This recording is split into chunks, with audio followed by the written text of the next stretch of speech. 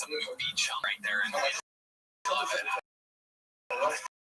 Someone's been watching some movies this week. Look fantastic. You're crushing. Life is good. I look like a lead singer and like a very emotional band. Death is infinite.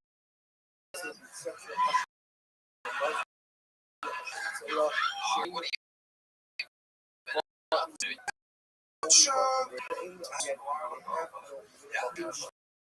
Russians.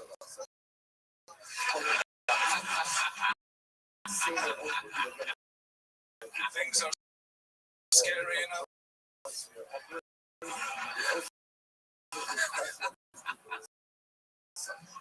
Do these local Estonians and the Russians, like, what's the difference? Explain to us. These one of murder and raping empire, the other are really nice, intelligent, beautiful people. Wow.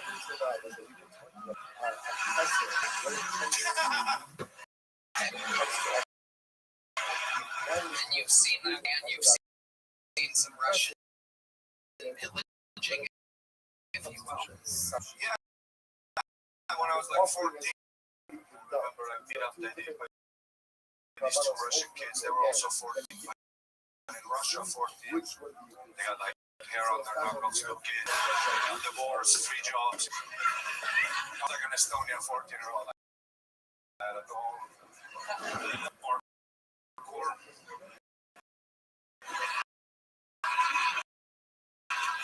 No, literally, I was doing parkour and then they saw me doing it. They said, I should take this thoughts. It's like Estonian. And then what? Did you throw the first punch? Or? And then they claimed it was necessary to do the NATO. So.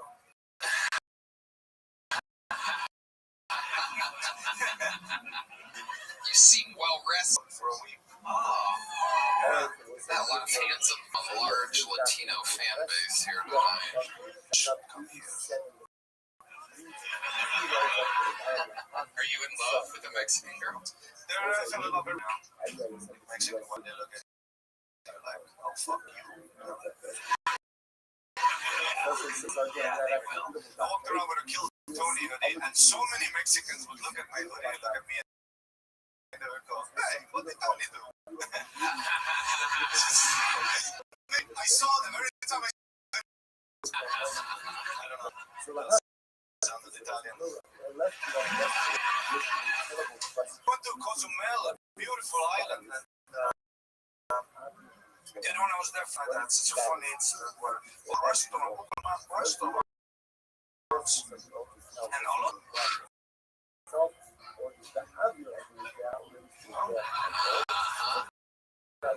yeah. Yeah. Of course, and I'm not the Mexican for kosher. And then I go outside of my hotel. First thing I see in Cozumel, Jewish guy, full Jewish food. Like, adapted, but like, not hiding at all, just full with the things, you know. Full, like, yeah. Arguing, 2 Jews arguing with a Mexican guy who, he's the guy who rents out scooters and like motorbikes. And the Mexican is, just when I walk by them, the Mexican is saying, deposit.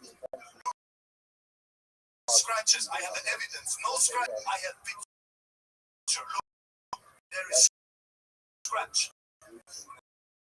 The Jewish guy goes, deposit. I also, and then they show the picture. Then, neat. About 10 minutes later, I see the Jewish guys walking away from them with like money in their hand. And then the other one looks at the guy and goes, Photoshop is free. Just, wow. So they're like that in too. Wow. Incredible. Wow.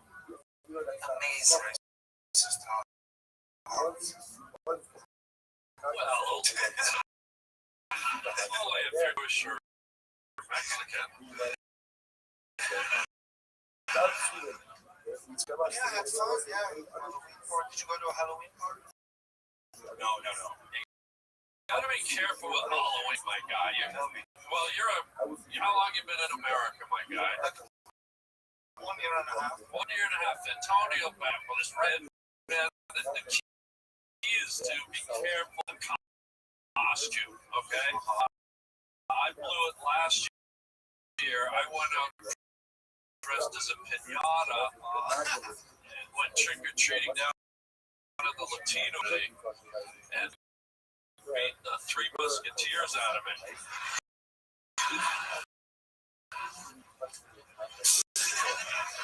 You know what? If I could get some kind of noise.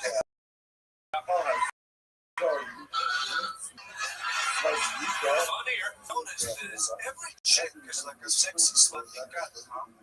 That's like the only hot animal they can pick up. Yeah. There are lots that should have sexy elephants. Yeah. You should have gone to Jeffrey's. He had a bearskin rug.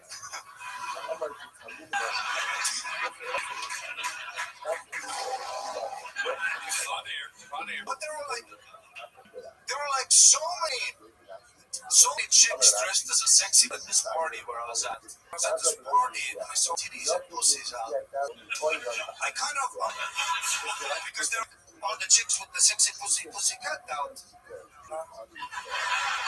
And I look at her like, what's under the banana? Reads a little. Mystery. I couldn't. Ari, you are unbelievable. What a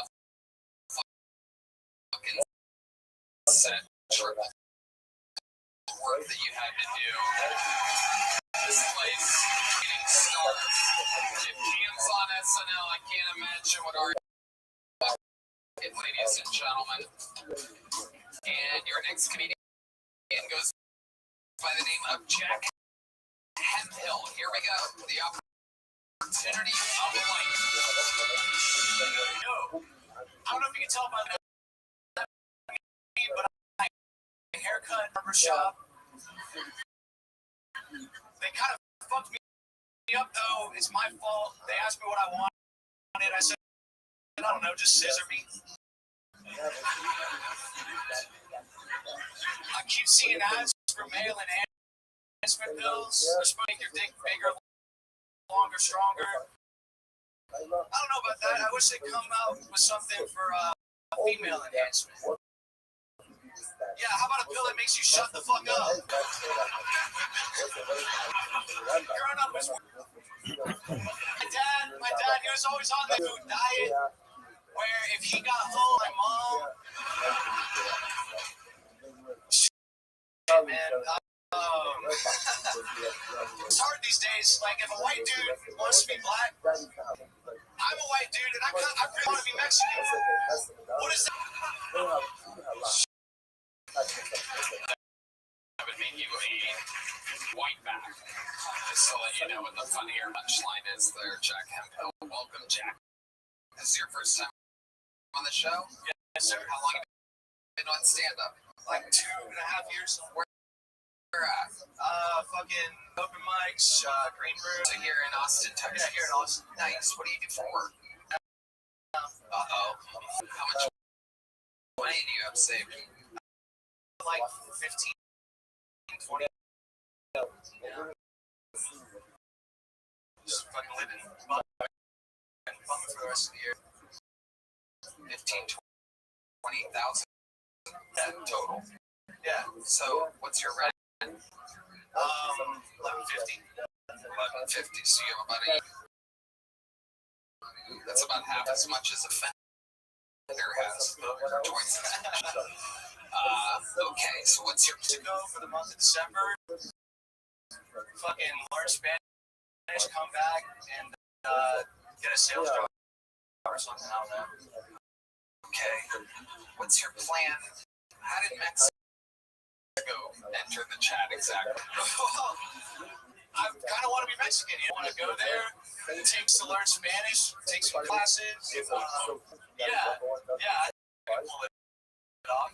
You don't know Spanish at all? I know a little bit. I grew up in Texas, so I took it in elementary, high school. How old are you? 24. 24 years old. You're unemployed right now, but what was the last job that you had? I was fucking, it was a sales job. Just fucking cold calling, bullshitting, construction. How long did you have that job for? 6 months. Okay. Why? Because I kept staying up all night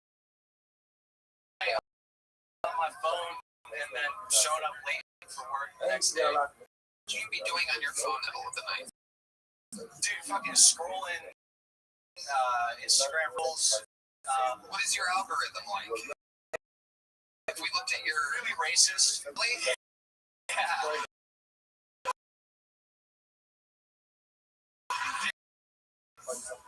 anything else? Just Racism, fucking jokes, random bullshit. Like stuff that is fulfilling. Just fulfilling enough for me to try and see if there's something bad. But nothing bad.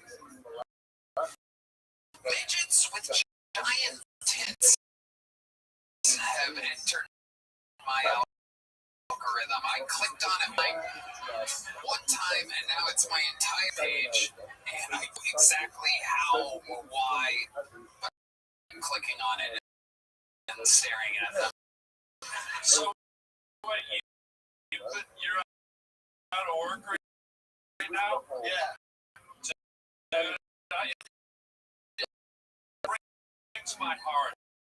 And I'm going to be emotional here. And I think you people are the breaks my heart. Natalie went out of work. Yeah, you look like the meanest being at a lesbian bar, man. You're awesome. Thank you. He's really good. Probably get a job at like medieval times or something like that. Like, Probably. I know. I can't juggle. I'll learn. They pay enough. Ever put your lips on the front of a Tesla and just sucked?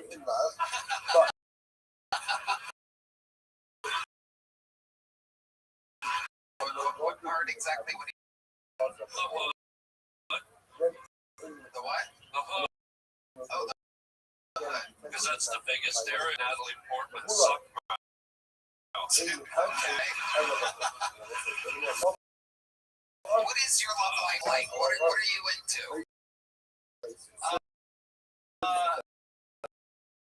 I mean, honestly, You ready to do this, kid? What the fuck happened there, dog? Good as athleticism. Unprecedented athleticism. This bitch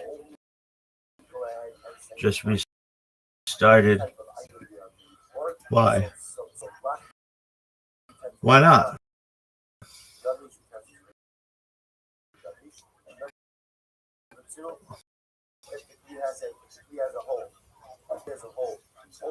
This shit sucks.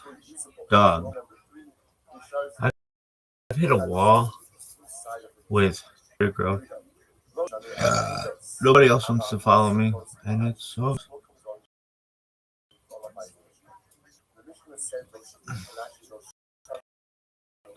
Doug, you just gotta be a baller and then just start fucking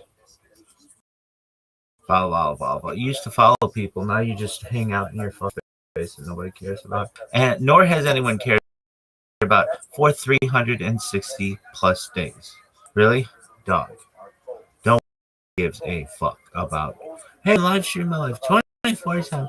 Anything. No one cares. No one cares. All right, well, it's just like your opinion, man.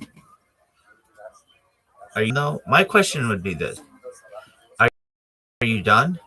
And my answer would be like duh. Kind of have to queef, and then like, huh? Oh, this bullshit. Do you have to queef?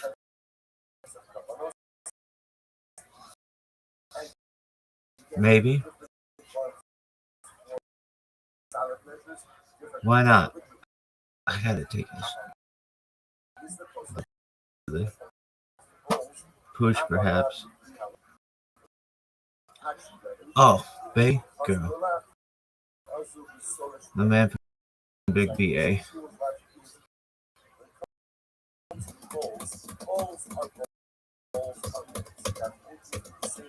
I love how that ad made the other day, and he was like, eating right and exercising. That's what I do. I'm like, okay, dog, that can benefit from some kind of hyperbaric chamber, bitch. Loser douche. Oh, you have 17,000 fucking followers on Twitter? Well, guess what?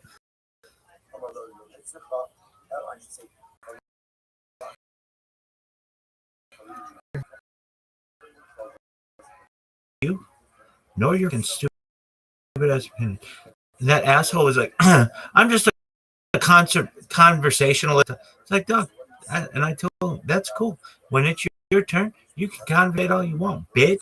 I didn't say that, but I felt that way. It's something like that. I held my ground, motherfucker. You have to. Allegedly. Why? Because maybe I don't poo. Because my shit doesn't stink. Dog, this shit works. I was watching your stream, and it was literally the most boring thing ever. You had some asshole on the back wall with Yiddish subtitles. No one can read. You had this fucking song going for 4 fucking years. You don't even know what it means. You got it all the time. Have your fucking stream is you in the bathroom. Songs that don't ever upload. You host Twitter Space that literally no one attends. No one. And the people that do, you yell at them. Your Discord is literally just a bunch of really good-hearted people who support you and are amazing people. And you, I do appreciate them. I love them. They're wonderful people. All right. So you got that going for you, kid. But your streams are awful. The quality of them is like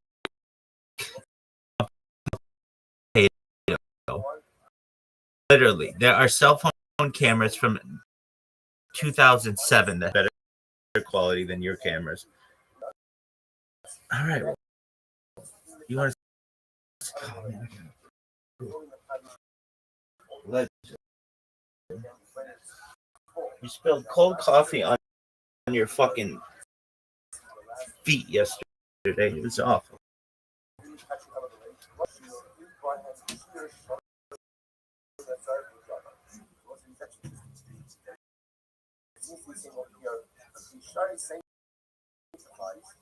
If you have a right amount of carbonic material inside it. So, for example, in FX, if you only have X minus not the solution of the whole item is inside of it. Next, in the catching elements of what's actually shards is only the Kaddish on inside of the what does that mean? What that means is you take an item and touch it from the outside of the food, you just not like touch that. Only if you place it inside the food is the food starts to touch.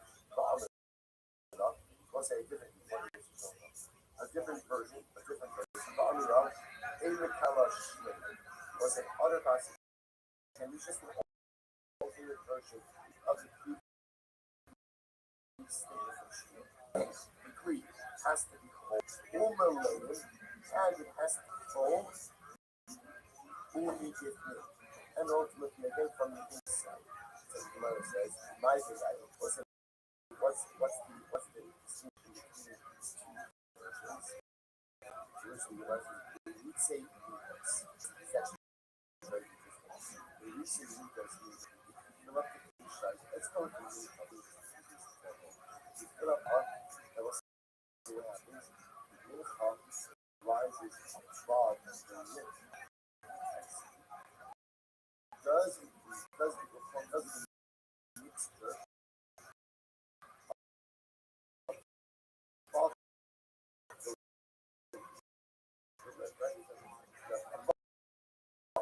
above the lip of the utensil, does that amount, is that sanctified or not? It's actually just a line. It's the very wide line. The roots of the stick up. We are not actually kind of this so far. So it's a place in which the Shais in the Kaddish on the inside, as some of those moments catch you, and the mash of the soap cover so So the one who holds ultimately again in the catching element so fun. So what's so fun means what? So fun means only material encompassing the walls of the utensil is covered. Anything that rises above the walls is not covered. Versus the version that says anything inside of the trees functional. So that would even include what? The amount of combined material that rises above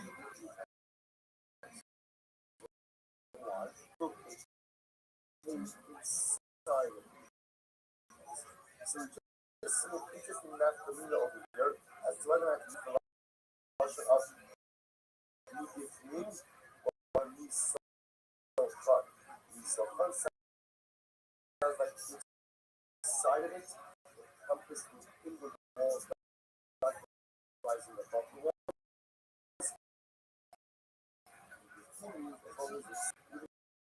The rises above the lip of the utensil is good for the mother of life. You must listen to her. So what's it enough? The dice is very aim attach aim. So what's it? We shall some which have a shrinking people. Umalated energy with full measure of combined material is in there. So fun and it was inside. Also, I should say, staying inside to be different. Everything there is less. So what does this version do? They have this everything. What's that? I'm off on a nice tweet phone. Insurance.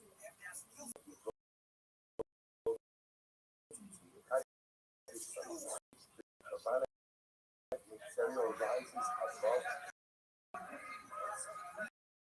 But I'm going to ask another question. What's this?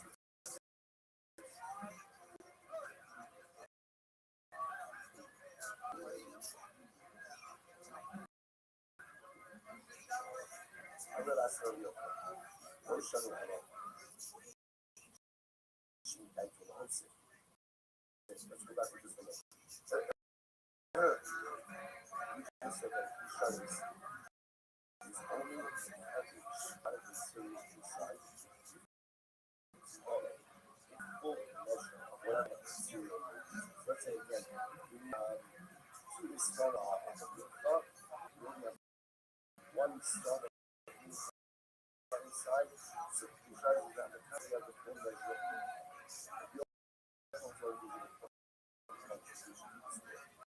Rothschild Ella Shinda was a quickly insurance does not say partial measure. That's only what my intention is not to complete the measure.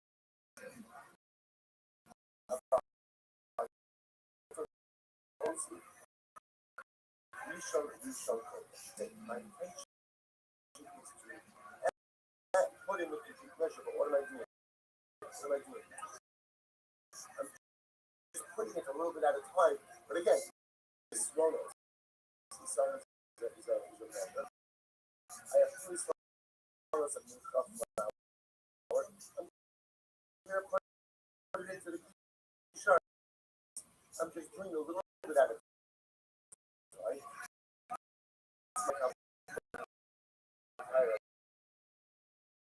Each amount as it comes into it.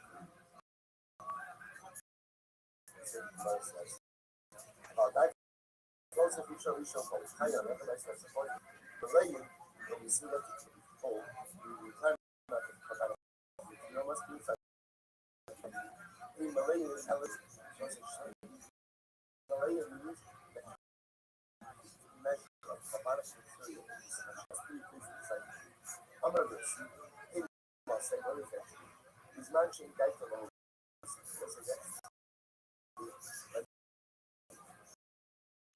When you see shows that the time is something that is not bothered, my intention is not to put the whole measure of Kabbalah into the cancel about the my intention is to put the entire measure of Kabbalah shows, then what?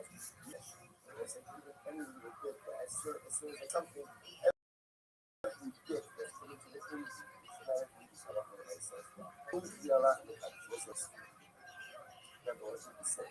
He said in Mishnah that he had a utensil and put a salad in there. The utensil is not the kaddish, the salad, and vice versa. The utensil is used for salads and put it again. Not the kaddish.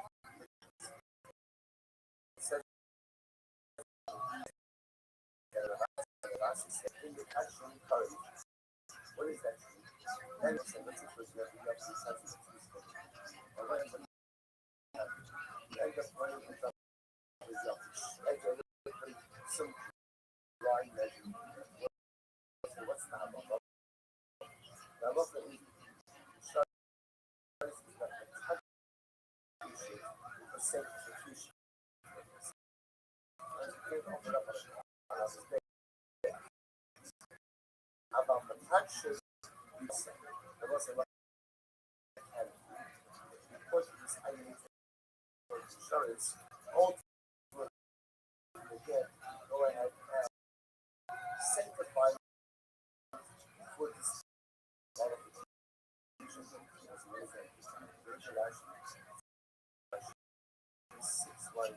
about touching the last services myself, that's of what's the Kirayim on the so a liquid utensil cannot be a dry item for the purposes of sanctification. But what it does do is it gives it safe status. What happens if you have a safe status, right? And for example, very simple example, if you take it outside of this liquid, what happens? It's possible. Because it stands very different. What we're now saying is as follows.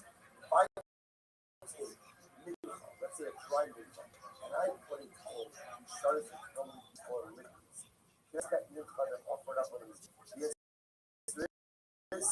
No. Why? The liquid shards cannot sanctify a dry item. But I put it in a shards, even though now I have now see that same now says that it's subject to becoming possible. So if you were thinking outside of the things I'm touching, now shows that the logic in that is you can't come into contact with the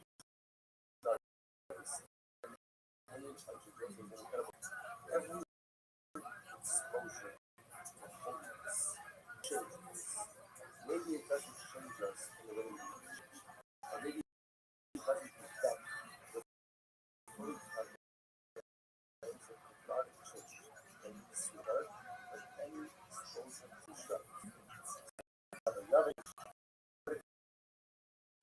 Sorry, it's for example, will sanctify it does endow the sacrificial sanctity to the point that now it has to reside inside the base of it.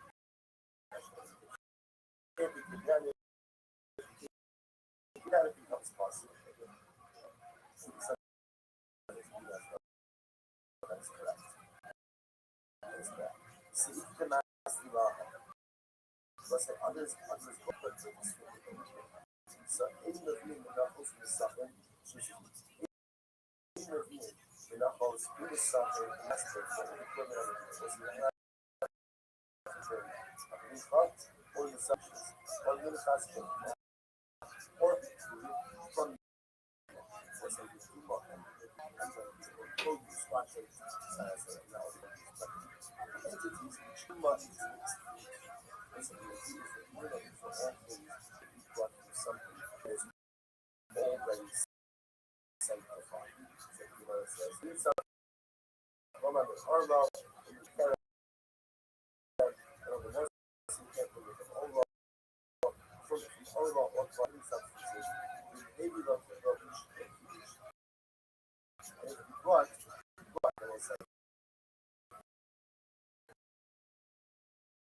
enough name of from these items so Amarath between the Jewish narrative about Jewish loss. Was against them from the Rashi. You can offer it, but ultimately isn't down with some level of sanctity, and therefore is subject to becoming disqualified from sanctity. But was that by the way, all the all have license.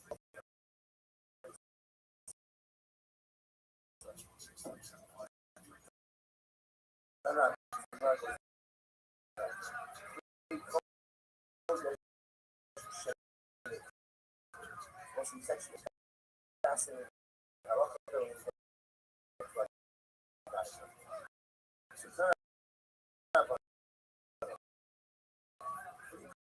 Kodesh Sheni had as a Kodesh.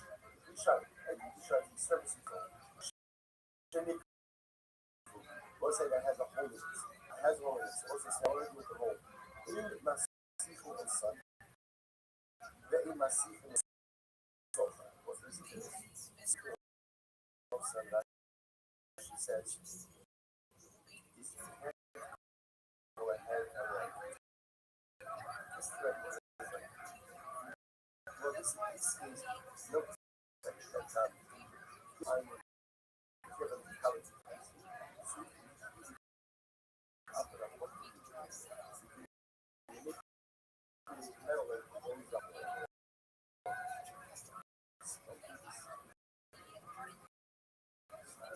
okay, so instead of far and this and then maybe the milk goes up the hole. You're not allowed to do that. They must listen. Say that's passion. Okay, but you take another piece of metal and plug up the hole in it. You can't do that. So I say they must listen anyway. You can't take the right. Lift the move. Say lift the move.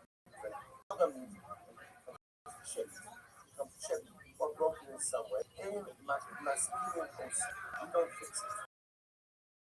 We don't fix it. Sacrifice. So there was a survival. What's the Nicodemus? The masculine is so funny. It's a 5 letter for the value line. Maybe it's also a this one like that. So there's a hole in the key. Get one melt down somewhere, catch it up with bread. Why not? Because it's the next and use the lab or the so because you know it looks like it looks like a purpose. So it's a purpose. Ultimately, I guess. Go ahead.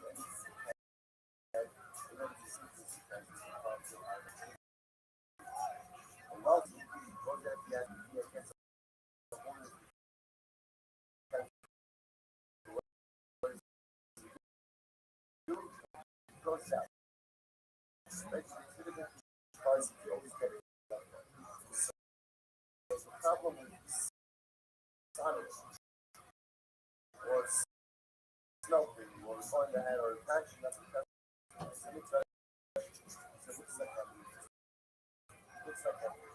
Looks like cavity, and we're going to see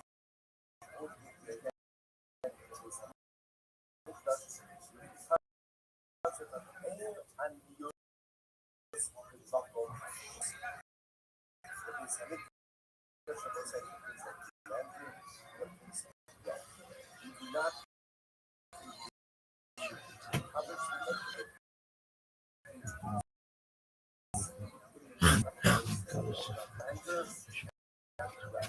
therefore, something is broken, you can't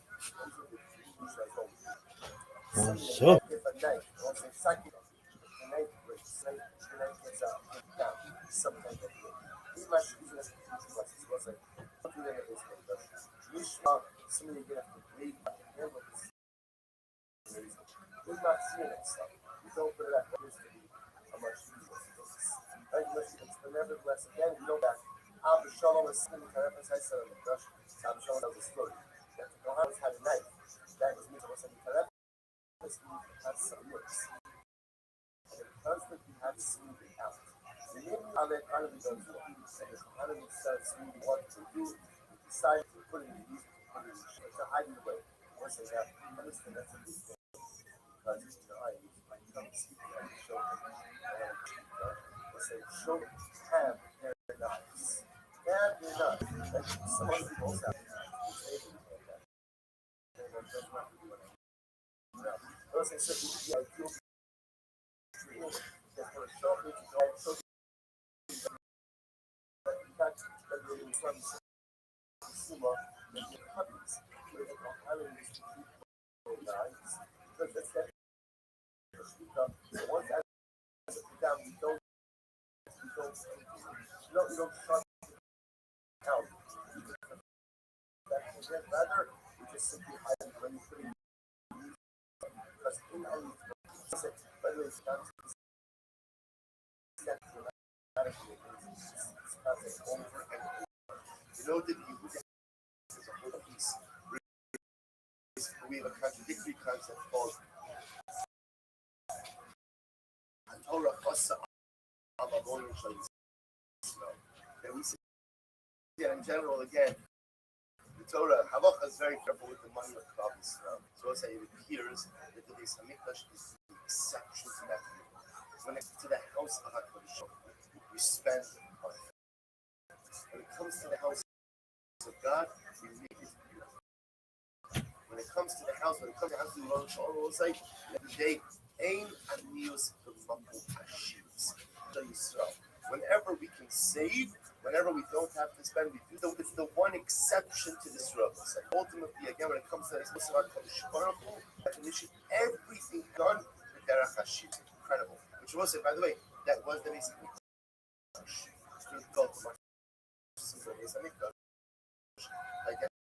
definition, it was grand and it was beautiful. So the Gemara says, big day, we'll say we're going to begin to get into the Haggah. It's quite beautiful. So the Gemara says, so big day, in Osin Osam Ma'at, Ella Ma'as. So I say ultimately again, so you don't go ahead and make the big day, a Ma'as, don't make it out of sewing. Rather, Ma'as, it's woven together. Doing each done one thread at a time. That's considered to be a cheaper form of labor. We weave the big day. Weaving the big day means again it's a much higher end product. So right. This, by the way, get this halal is blue. Miss Gutty didn't make it. Ain't محبس Vanessa. We're saying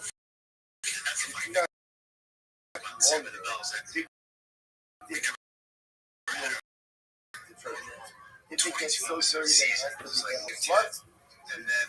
we know what we We get called back by so Rashi, that Rashi, the series. So which is they daughters actually the would series. go ahead and And we go back to film 13. into the random lights of Episodes. do not wonder, still wonder. We have like spin-offs and not spin-offs, but like Once a it goes weeks. keeps his focus. Happened for 4 years. But because it's which started in 96, it's just been running for these years. I'm gonna buy this. Just I'm my gonna buy the generation. you can perfect that. You don't want this. What are you no longer? I'm gonna buy healthy food. But what it means is as follows. If it only gets mild to the point that you can wonder even with the things. But well, and what? You can wonder it with water. Suppose I All right, Doug, let's get this shit done. Say in the Look at this. don't wonder holding up the puzzle at all. At all. If it gets so dirty that it needs to be rendered detergent with water, it doesn't make a difference. You decommission it, make it into the wicks. Why? She'ain and lose the makam.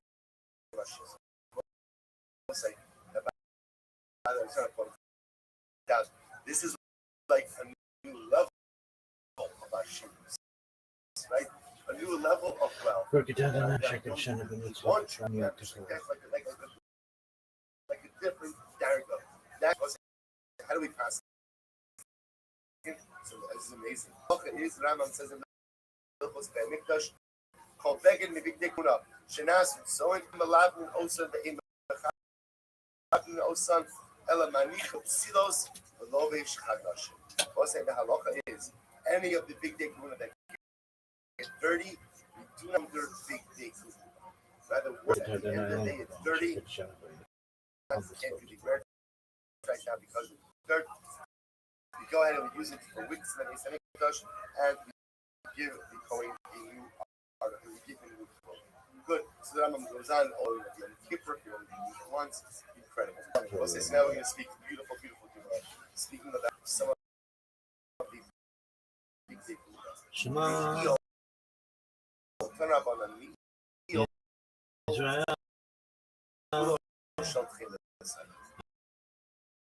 Adonai Eloheinu.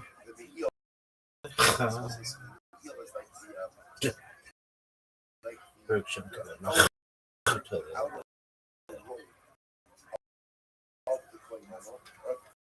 That was made of fully of tchilas. Vayas Yil ha'ifod kilo tchilas. It's like pretty straightforward. The was made out of tchilas. You'll say what was on the bottom of the wheel, what was on the bottom of the coin level. So it makes it this way. So maybe tchilas va'argama kalash shani shizu. You bring along say tchilas is blue roll, argama purple roll, kala shani is shizu. Take all threads and wind, twist them together. Some kamin bimonim should have pieces hoopia. You would thread in the form of hammock whose mouths have not opened. If you ever see like pomegranates on the tree, their mouth open up. When you're the top of the crown opens up. So they would look at pomegranates before the mouth opens up. You come in, it look like the cone type of hats that children wear when they were playing. Well, maybe shivim ushnayim zimbalim. We'll say what happens. You would bring 72 zugim. We'll say zugim are bells. Shivim ushnayim imbalim. And imbal, we'll say itza. What do they call it? Like the clapper. Like the thing inside the bell that makes it like other bells. So we'll say, understand this.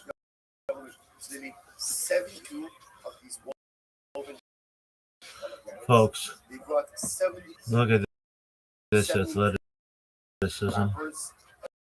And what happens? They told them about Okay. they would put the wrappers inside the bells inside the pomegranates. So what I should say next to the pomegranates. They told them about it. Shloshim Bishisha. Mitzadzeh, Shloshim Bishisha. Mitzadzeh. Let's say there were 36 of them. On one side, 36 pomegranates. On one side,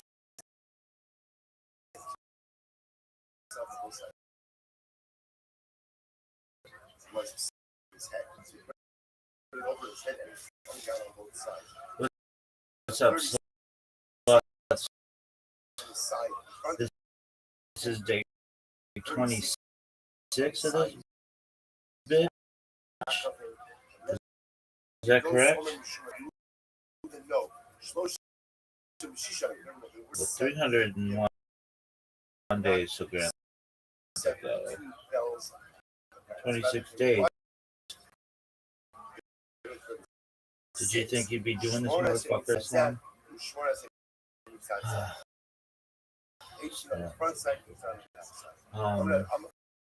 Okay. So, about what are we learning today, Rabbi?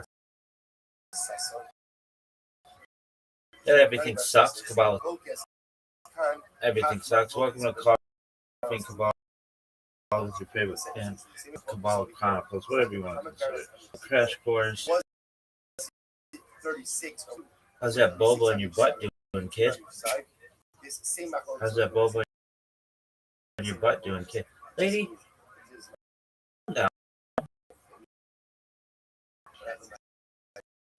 If you really want to know some sick shit about me, I had this pimple right here, and I said I wasn't going to touch it, but it was just very bothersome. And so, allegedly, maybe I did. And on the fucking mirror, and I fucking love that. Just like, I think that be studied. There should be like dermatologists in the world who study zip popping on mirrors. Really? It should be a thing that's studied. Everything should be studied. And anyone says we shouldn't study that, that person fuck themselves. Really? Oh, fuck those people. Everything should be studied.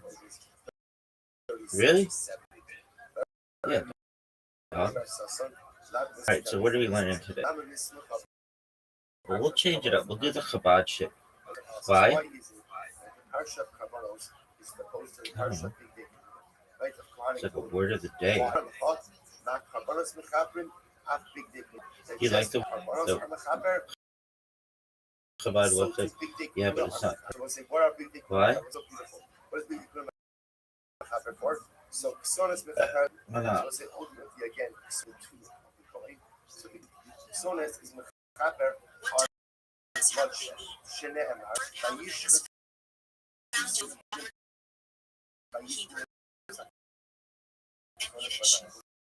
why?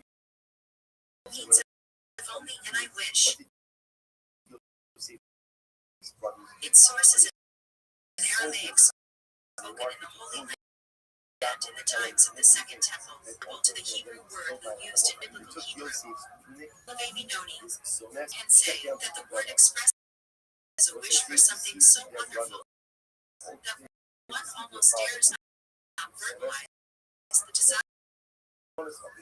This is unstrictly chastity. Red Hillel Paracher was among the foremost chastity. One of the few who composed chastity discourses of his own.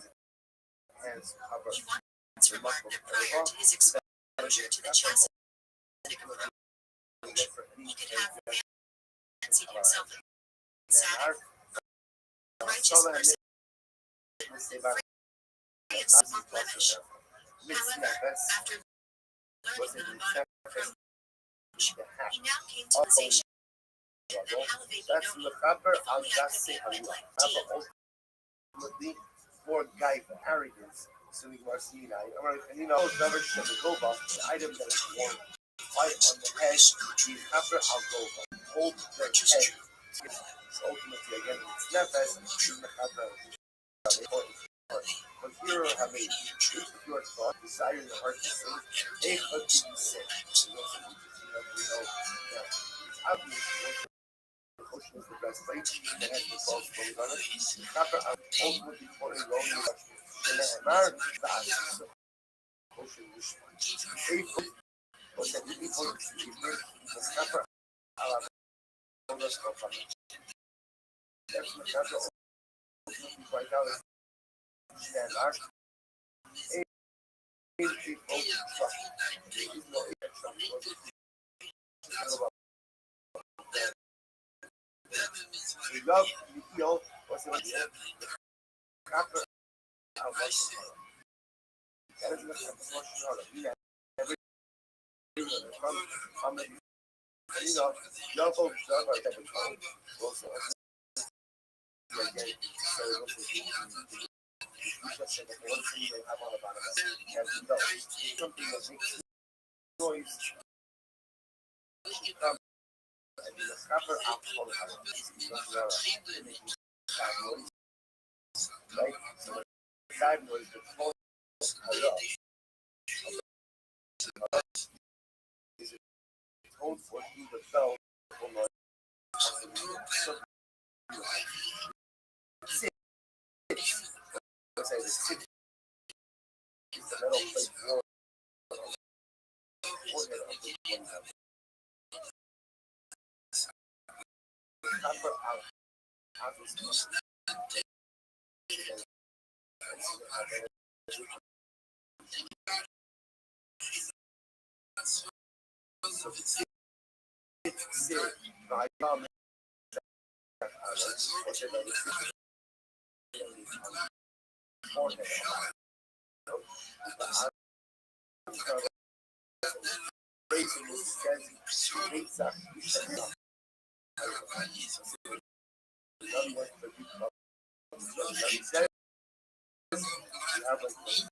forehead of the heart. Just like again, so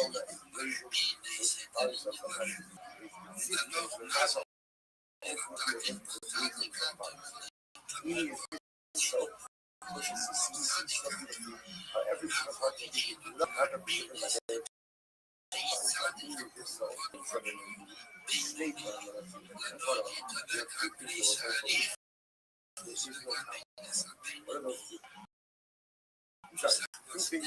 so we not you know what kapara is. You find kapara for them in other places. They don't know what they want to be. These are some Russian like bloodshed and Russian. Shvichus Tamil was a sheep somewhere in the court. Aglarupa. Aglarupa tells her sheep of Tamil. Russian Hara. Torah. Kaya Kanina. Kananya. Unanimous person of Torah.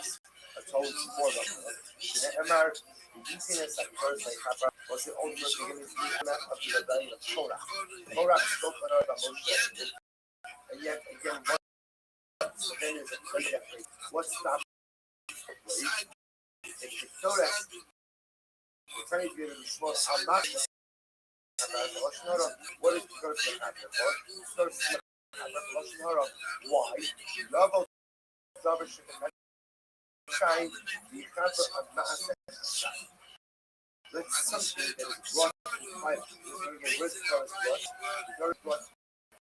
This side of the there. So something that is brought invited, a total that is done invited. Spoken privately.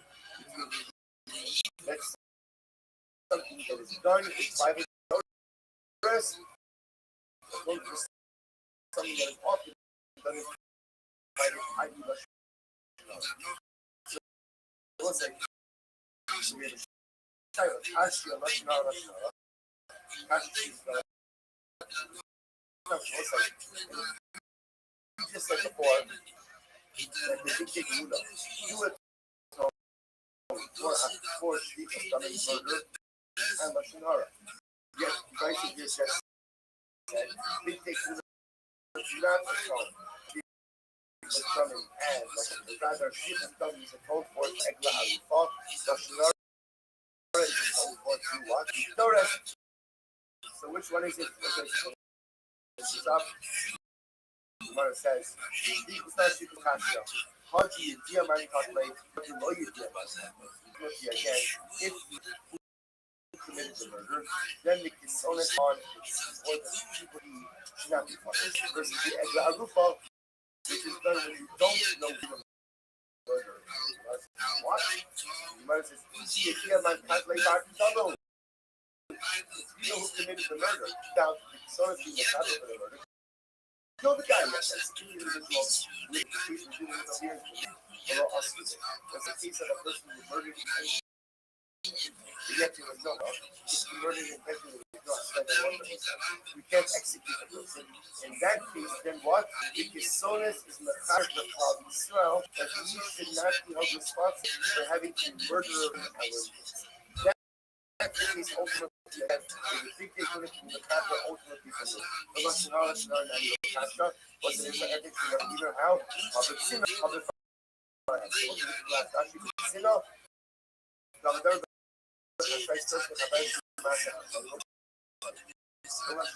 privately.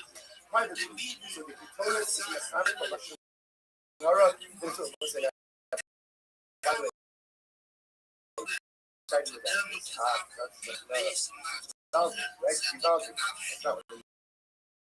but you don't say this follow that the response goes on how to problem. So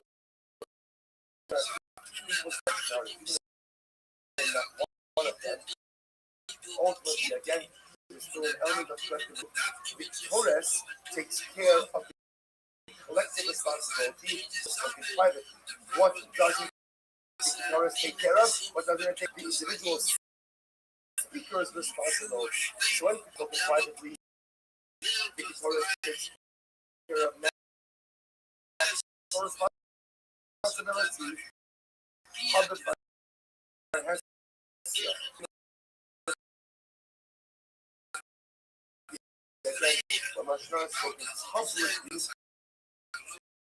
Then it is the amount. Then it is the on the bottom of the field and have notice with tone for the speaker of the Lashon Hara own every Utshavah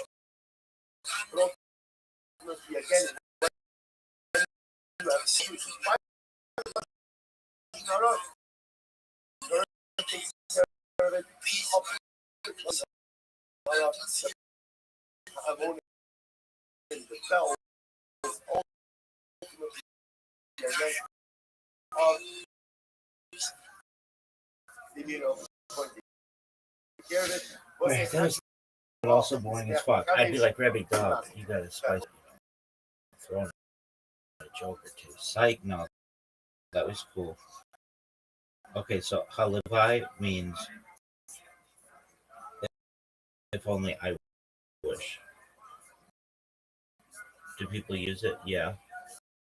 Is it used commonly? Depends in the community. All right, are you done? Hey, Rabbi, are you done?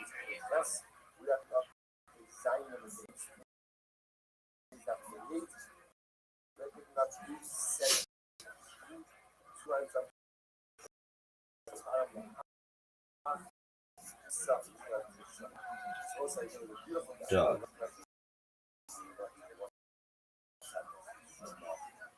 Nice, Now what? Does say so young? Yeah, actually beautiful back. Hey, we're gonna see it's gonna be so beautiful like that. It's so beautiful beauty. So we're gonna get these. I would think that's beautiful. So we're gonna get through. That's all in one.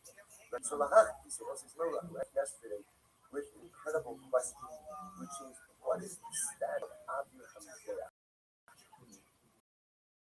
What is the status of the space of the altar? Does the airspace of the altar count as on top of the gas itself, or is the avenue of the gas What about not commodities commentary? I bet it's boring as fuck. Commentaries on the Bible are biblical commentaries on the Hebrew Bible, the Tanakh, from a Jewish Yo, dog. How tall was uh dude, this is a good question actually that I'm gonna ask. It must be that the airspace of the gas is a level house. These are like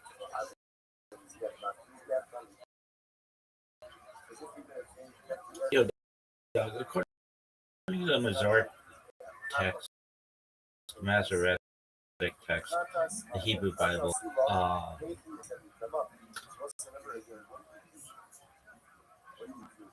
was 6 cubits, 9.9 feet, or something like that. But according to the Dead Sea Scrolls, he was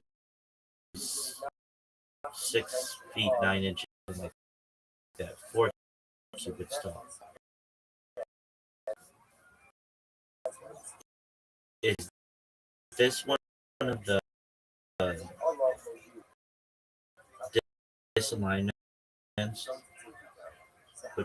misalignments between the Masoretic text and the Dead Sea Scrolls?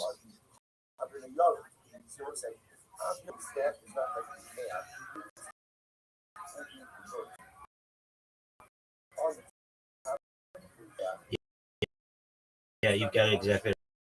This is one of the clearest and most famous textual differences between the Masoretic text and earlier witnesses.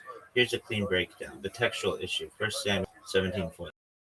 The Masoretic text cites 6 cubits and a span, roughly 9 to 10 inches, depending on cubit length. Dead Sea Scrolls 4 cite 4 cubits and a span, roughly 6 feet and 9 inches. Septuagint also 4 cubits in the span, matching the Dead Sea Scrolls. What scholars make of this? Most modern biblical scholars think the Dead Sea Scrolls Septuagint preserved the earlier reading. The Masoretic text likely reflects a later scribal expansion, possibly to heighten Goliath's legendary superhuman stature, or due to numerical copying error, or due to a numerical copying error. Numbers are especially prone because 2 independently early witnesses agree against the Masoretic. The shorter height is widely considered more original. The 6'9" still works in the ancient Near East. The average man was more than today. The 6'9" warrior would be terrifyingly large, especially when paired with Goliath's armor, weapons, and combat experience. This is a textbook example of misalignment between and earlier textual traditions preserved in the Dead Sea Scrolls and it's often used in classes to show why textual criticism matters and how the Masoretic text, while authoritative and always the earliest version of the text. How would the Rabbi handle this? The loop.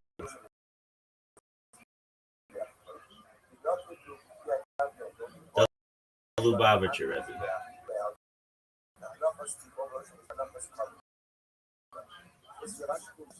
Dude, ChatGPT at least is so smart about my mispronunciation.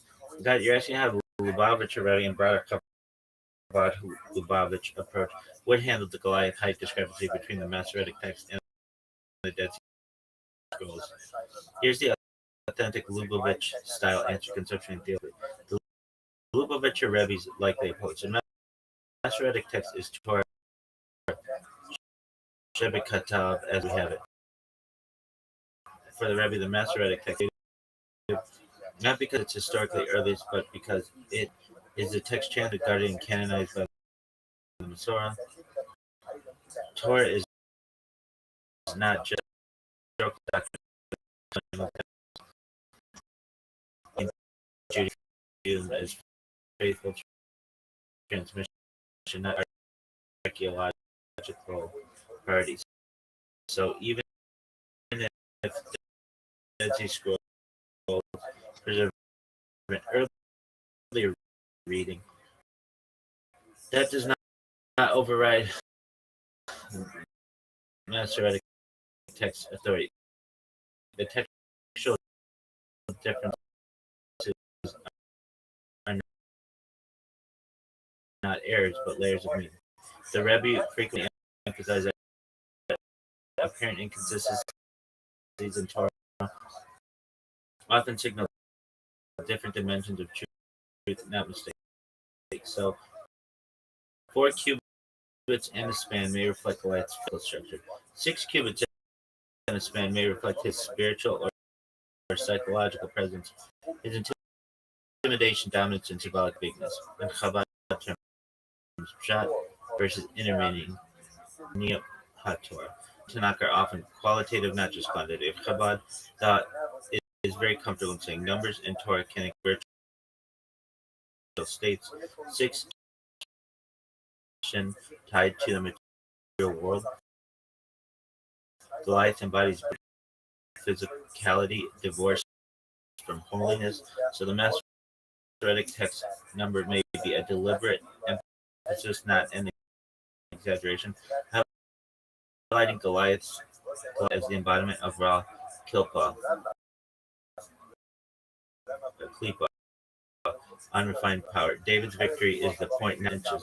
The Rebbe would likely say that the real miracle is underway. Whether Goliath was 6'9" or not, David defeats him with superior force, but with bitter trust in God and moral clarity. The spiritual lesson stands regardless of the textual variant.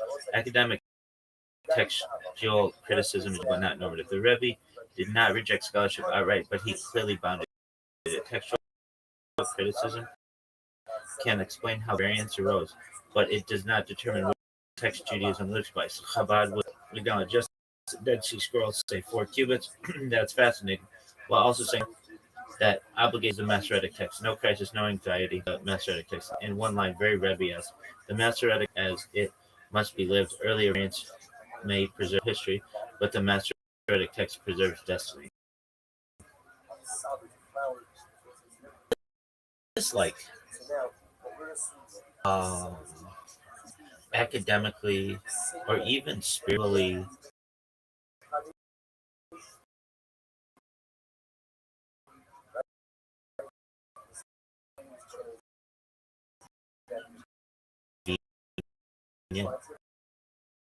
like we could push the Rebbe. No, there's definitely a separation here. If we can't trust this number, then what other numbers can't we trust or other stuff?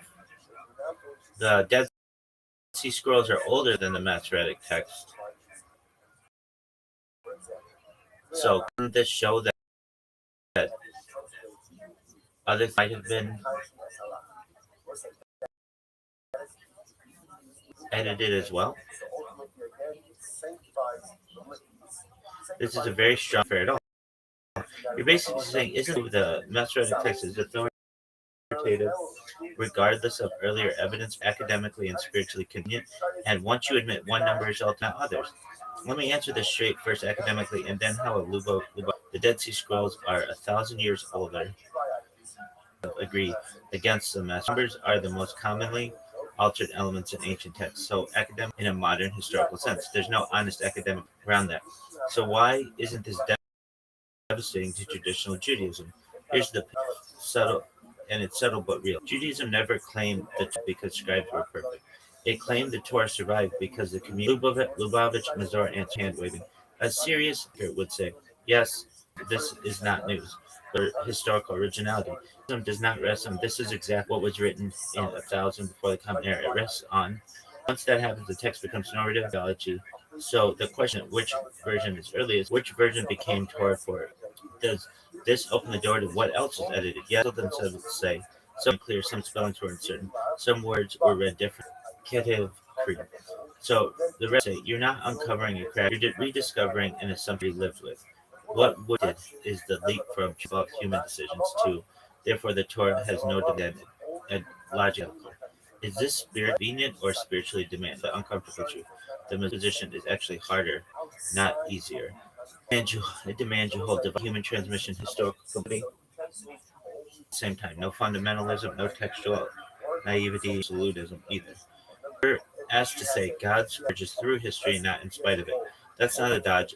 Where your critique really lands, and it's legit. Your argument doesn't land here. Judaism cannot claim modern textual inerrancy. Judaism can claim covenantal authority. If the Lubavitcher Rebbe agree with your critique of literalism, even rejecting your conclusion. Bottom line, opening it. Yes, this shows textual development. Yes, other numbers may be processes. No, Judaism does not collapse because of this mature, non-simplistic theology of Torah. If you want, we can compare the Rav Soloveitchik's view of text encounter. No, but I mean, like, hey, so say that has changed, then God promised Jews wasn't changed. This can have huge impacts. Yeah, this is a real question, and you're not nitpicking anymore. You're pushing a load-bearing through the whole system. Let me handle it without ducking and out academically and within serious Jewish. Your concern is logically valid. You're saying if scribes could change something like God's promise to the land, this is not a straw man. This is a argument raised by modern, biblical, and historically by. So, yet first, the concern is real. Narrative details versus covenant core. Not all black function the same way. Goliath's height appearances is not ritually enacted, is not cross-repeated. Land promise appears dozens of times.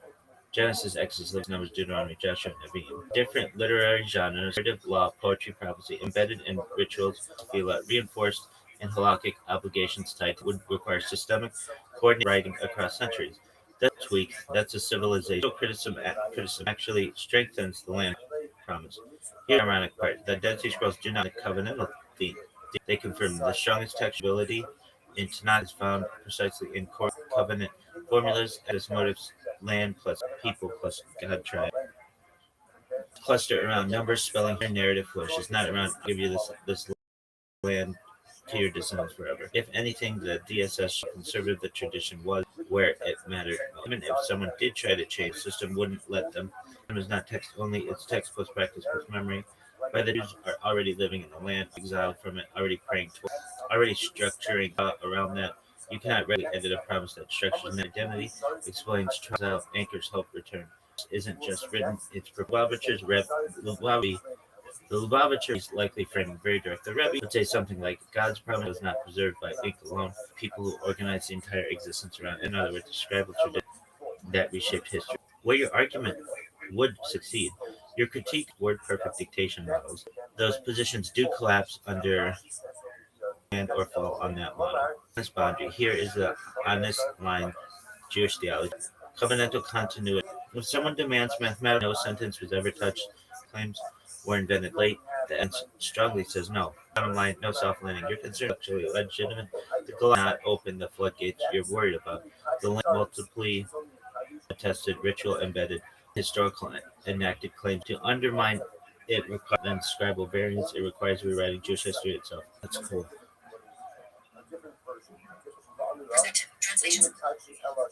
Earliest printing. Contents. Commentaries on the Bible are biblical commentaries of the Hebrew Bible. The Tanakh, from a Jewish perspective. Commentaries by Rashi and Rabbi. was printed in 1517 by Felix Pratensis under the name Graham Gel. The Tanakh was handed down in manuscript form, checking the accuracy of the transcription known as Mesophysics, containing the Masoretic text were gathered by Jacob Ben Haim and Adonijah and were used to publish an accurate translations. A Targum is a translation of Abe. The classic Targum are Targum al-Kulash, a Torah printed form, Targum John, the prophets, and the fragmentary Targum Yonashmi. There is no standard Arabic translation of the Ketuvim, not translated literally but is explained, e.g., general 49 hours and 25 minutes. According to the Talmud, the Torah and its translation, after the Babylonian exile, the Targum was completely forgotten. Onkelos to reconstruct the original Arabic. Sadia Gaon disagrees and said Onkelos was never a spoken language. He believed that Onkelos' Arabic was an original Arabic. The major comment said in Longer, a gift to the convert, written by Sadler. Targum Jonathan. According to some scholars, Targum evidence shows that it was written sometime between the 7th and 14th century CE. For example, Ishmael's wife's name is translated into Aramaic as Fatima, who was Mohammed's daughter, and therefore Targum said Jonathan must have been written after Mohammed's birth. The classic Hebrew commentators would disargue with the Rao and say that Mohammed's daughter was named Muhammad's wife. Both sides will agree. However, that style is just very different from the commentary on Levi. Levi is written in a very terse style, similar to Onkelos on Chumash, but on the average Targum Yonashmi. The Torah is only in fragmentary form. It translates words. No one knows who wrote it. Some speculates a printer's error. The printer saw a manuscript titled it was a Targum Yonashmi, but actually it was an early version of Targum Yonashmi. Others modern translations, commentaries, methodology. Mishnah 1069. And it's for the full measure of Kabbalah. And if this inside, or I should say, if it's contained inside, everything was already we have this happy. This is the insurance as we go to as the evil of Kabbalah material rising and look must be absent.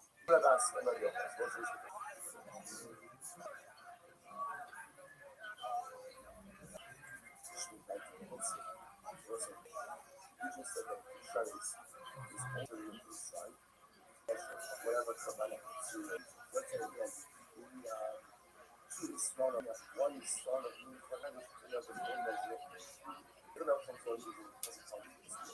All right.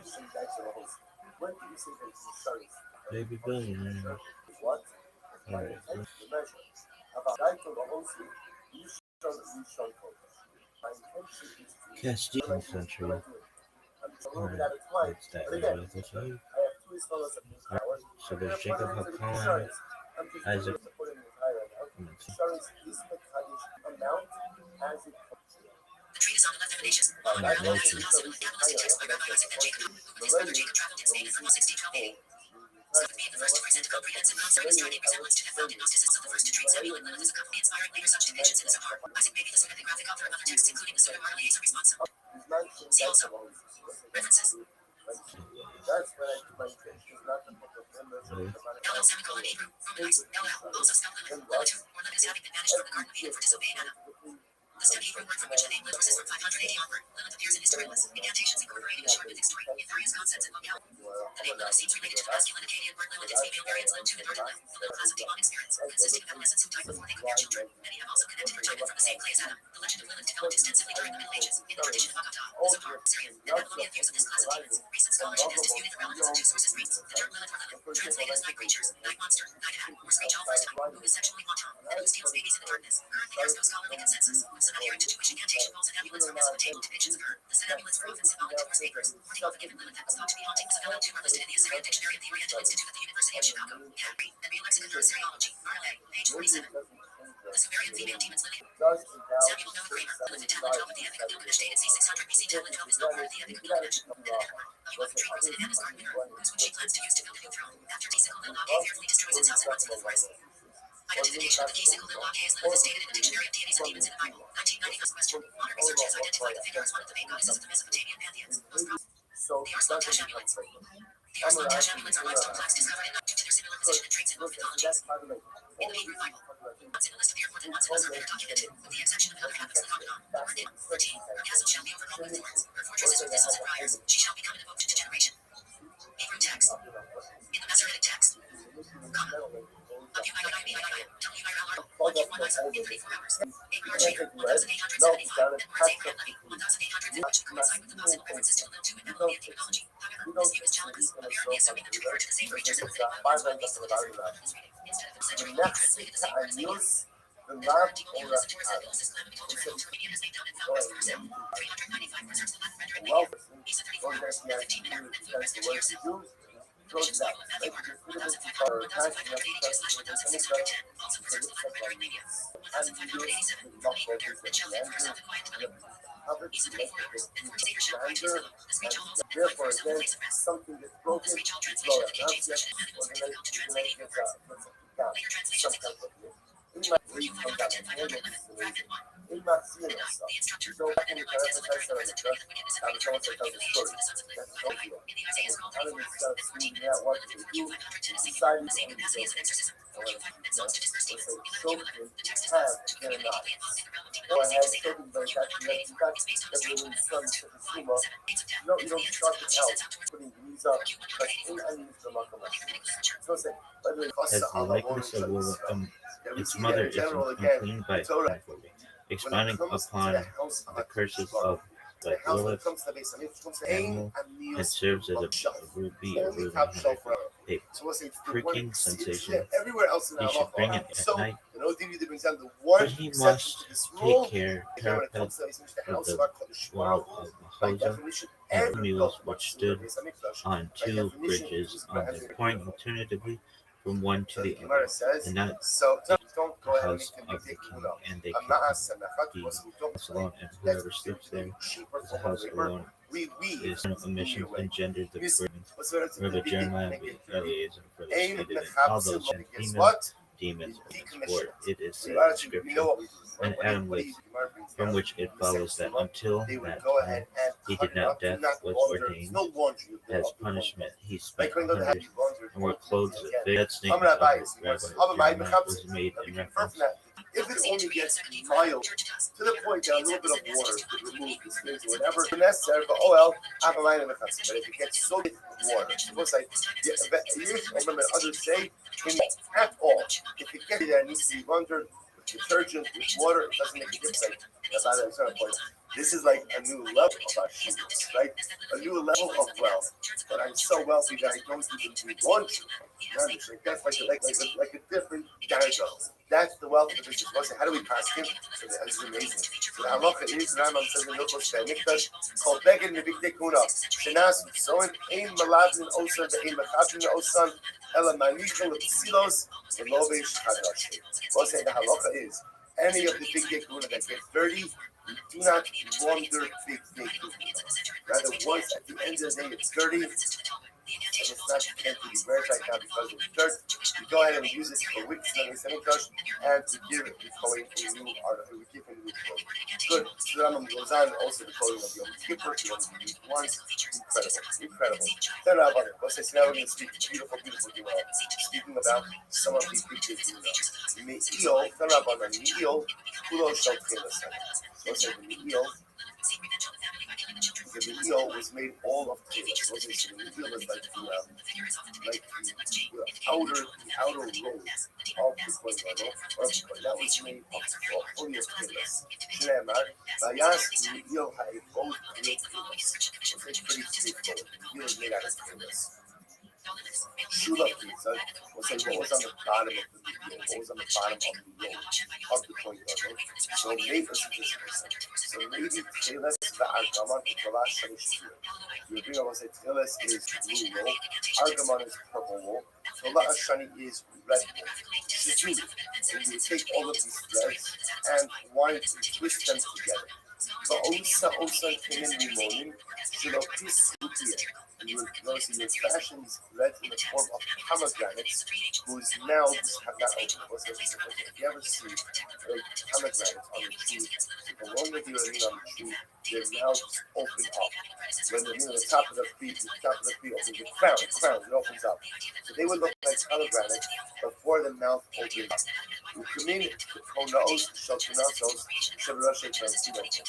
look like the cone type of hat that children used to wear when they were playing. Maybe Shivim Ushnayim Zogin, Shivim Ushnayim Zogin.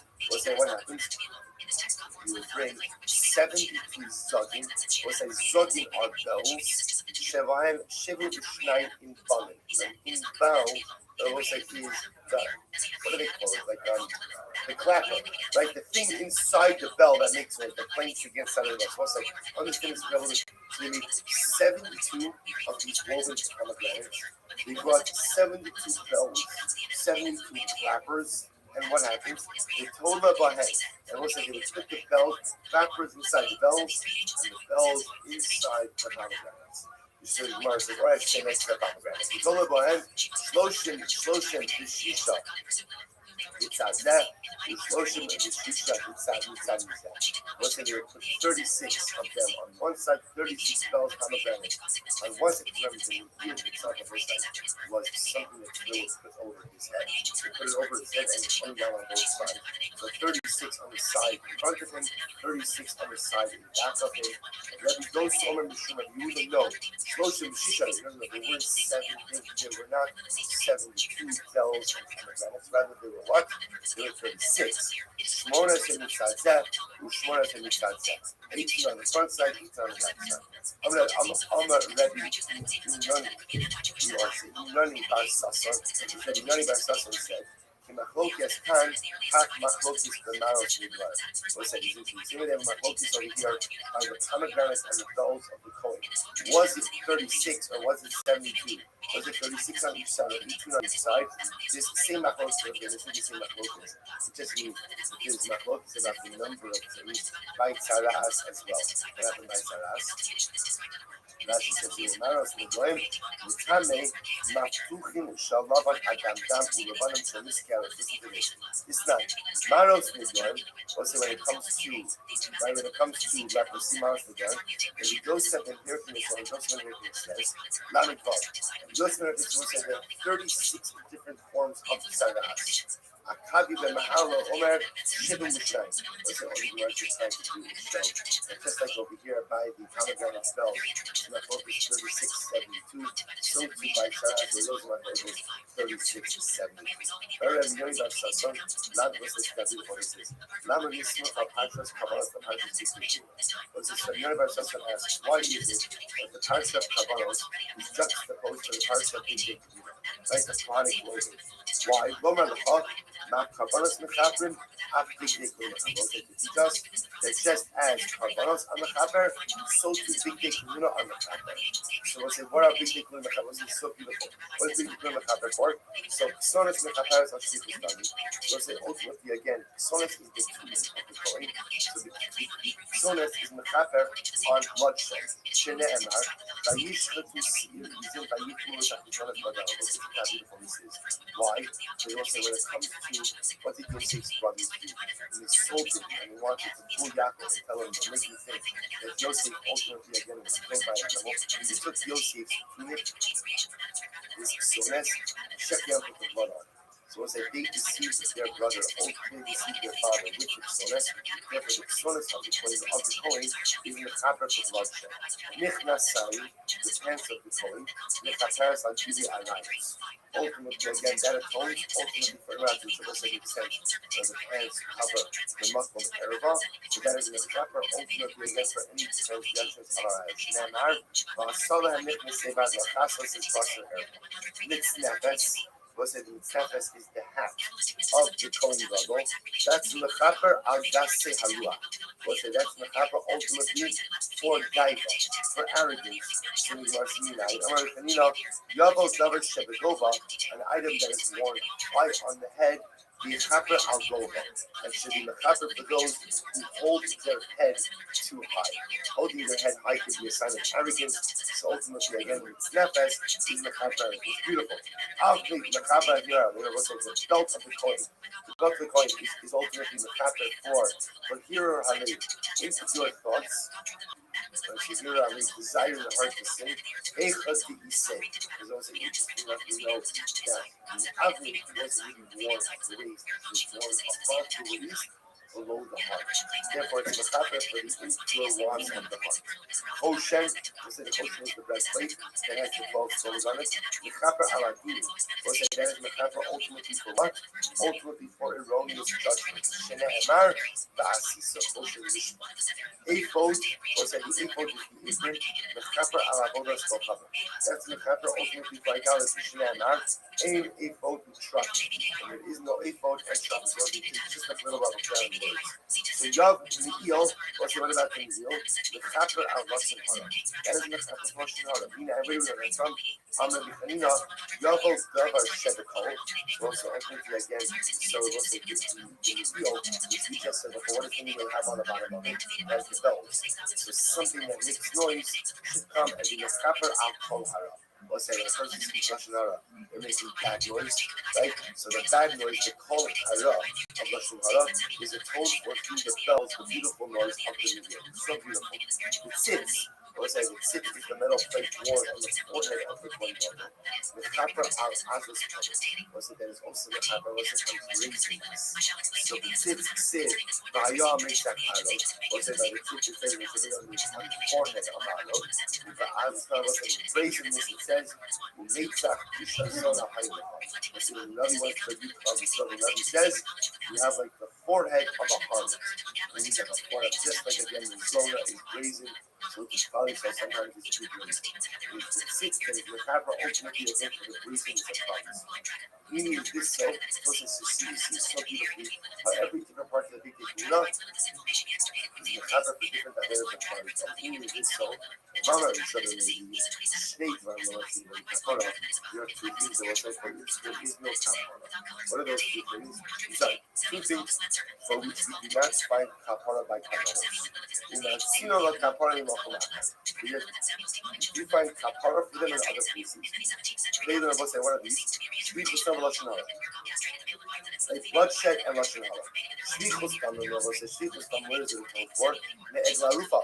Egla Rufa told for Shvichus Tam in Lashon Hara, Torres. Tanya Bichanina, Kananya, Minam Krosh Mechaber, was heard that Torres atones for Lashon Hara. Shne'emar, the eating and sacrifice by Chaper La'am was the ultimate beginning to the aftermath of the rebellion of Korach. Korach spoke much more about Moshe Rabbeinu, and yet again, what? So then there's a plague that breaks out. What stops the plague? It's the Torres. The Tanya being Shmuel. How not Torres Mechaber? So Lashon Hara. What is Torres Mechaber for? Torres Mechaber for Lashon Hara. Why? Yavel Davar Shebechashayim, the Chaper on Ma'aseh Hashayim. Let something that is brought in private. Because again, where's the Torah is brought? The Torah is brought inside the Beis Hamikdash by the inner Mizbeach. So let something that is brought in private atone for something that is done in private. Very often, Lashon Hara is spoken privately between people. Let something that is done in private with Torah atone for something that is often done in private, i.e. Lashon Hara. So we'll say, so we have a shayla, Tashi on Lashon Hara, Kashi speaks about itself. So we'll say, and if we just said before that the big Gula do atone for Shvichus Tam and murder and Lashon Hara. Yet the writing we just said, big Gula do not atone for Shvichus Tam and Lashon Hara, but rather Shvichus Tam is atoned for through Egla Arifah. Lashon Hara is atoned for through what? Through Torah. So which one is it? Let's finish this up. The Gemara says, Shvichus Tam lo kashya. Hadi yidia man katlei, hadi lo yidia man katlei. Was it ultimately again, if you know who committed the murder, then the Kisonis is mechaper on its word that people should not be punished. Versus the Egla Arufa, which is done when you don't know who the murderer is. What? The Gemara says, if you know who committed the murder, forget about the Kisonis being mechaper for the murder. Kill the guy, you have to execute the individual. Which the Gemara says the case we're dealing with here is the Mason, below Asura. Let's say if you have a case of a person who murdered intentionally, but yet there was no Hasra. If you murdered intentionally, there was no Hasra, then what does it say? You can't execute the person. In that case, then what? The Kisonis is mechaper for Klal Yisrael, that we should not be held responsible for having a murderer in our midst. That's the case ultimately again, where the big take unit to be mechaper ultimately for murder. So Lashon Hara, Nami Lokasha, what's the name of the ethics in Lashon Hara? Either how, Habitsino, Habitfahes. What's the last Rashi? Bitsino, Navadar Bechashai, Kurz Bechaber, Shimasa, Hashay, what's that? Well, Lashon Hara is spoken privately. So the Kitolas is mechaper for Lashon Hara. Here's what we'll say now. By the way, don't get excited about this. That's mechaper for Lashon Hara. Right? That's not what it means. What the reason was is as follows: that there's collective responsibility on the part of Klal Yisrael. So if you have 50 people speaking Lashon Hara, even if I am not one of them, ultimately, again, there's still an element of collective responsibility. The Torah takes care of the collective responsibility for Lashon Hara spoken privately. What doesn't the Torah take care of? What doesn't it take care of? The individual speaker's responsibility. So when Torah is spoken privately, the Torah takes care of national responsibilities, Habit Farhesia. Because ultimately, again, when Lashon Hara is spoken publicly, then it is the Pa'amon. Then it is the bells on the bottom of the wheel that have the ability to atone for Klal Yisrael. The speaker of the Lashon Hara has to do his own tshuva, but ultimately, again, when you have public, so private Lashon Hara, the Torah takes care of it. Public Lashon Hara, the Pa'amon and the bells, ultimately, again, of the being able to take care of it. Was a Hadjun Allah, Mizbeach Mekadesh, Mazel. That will begin again.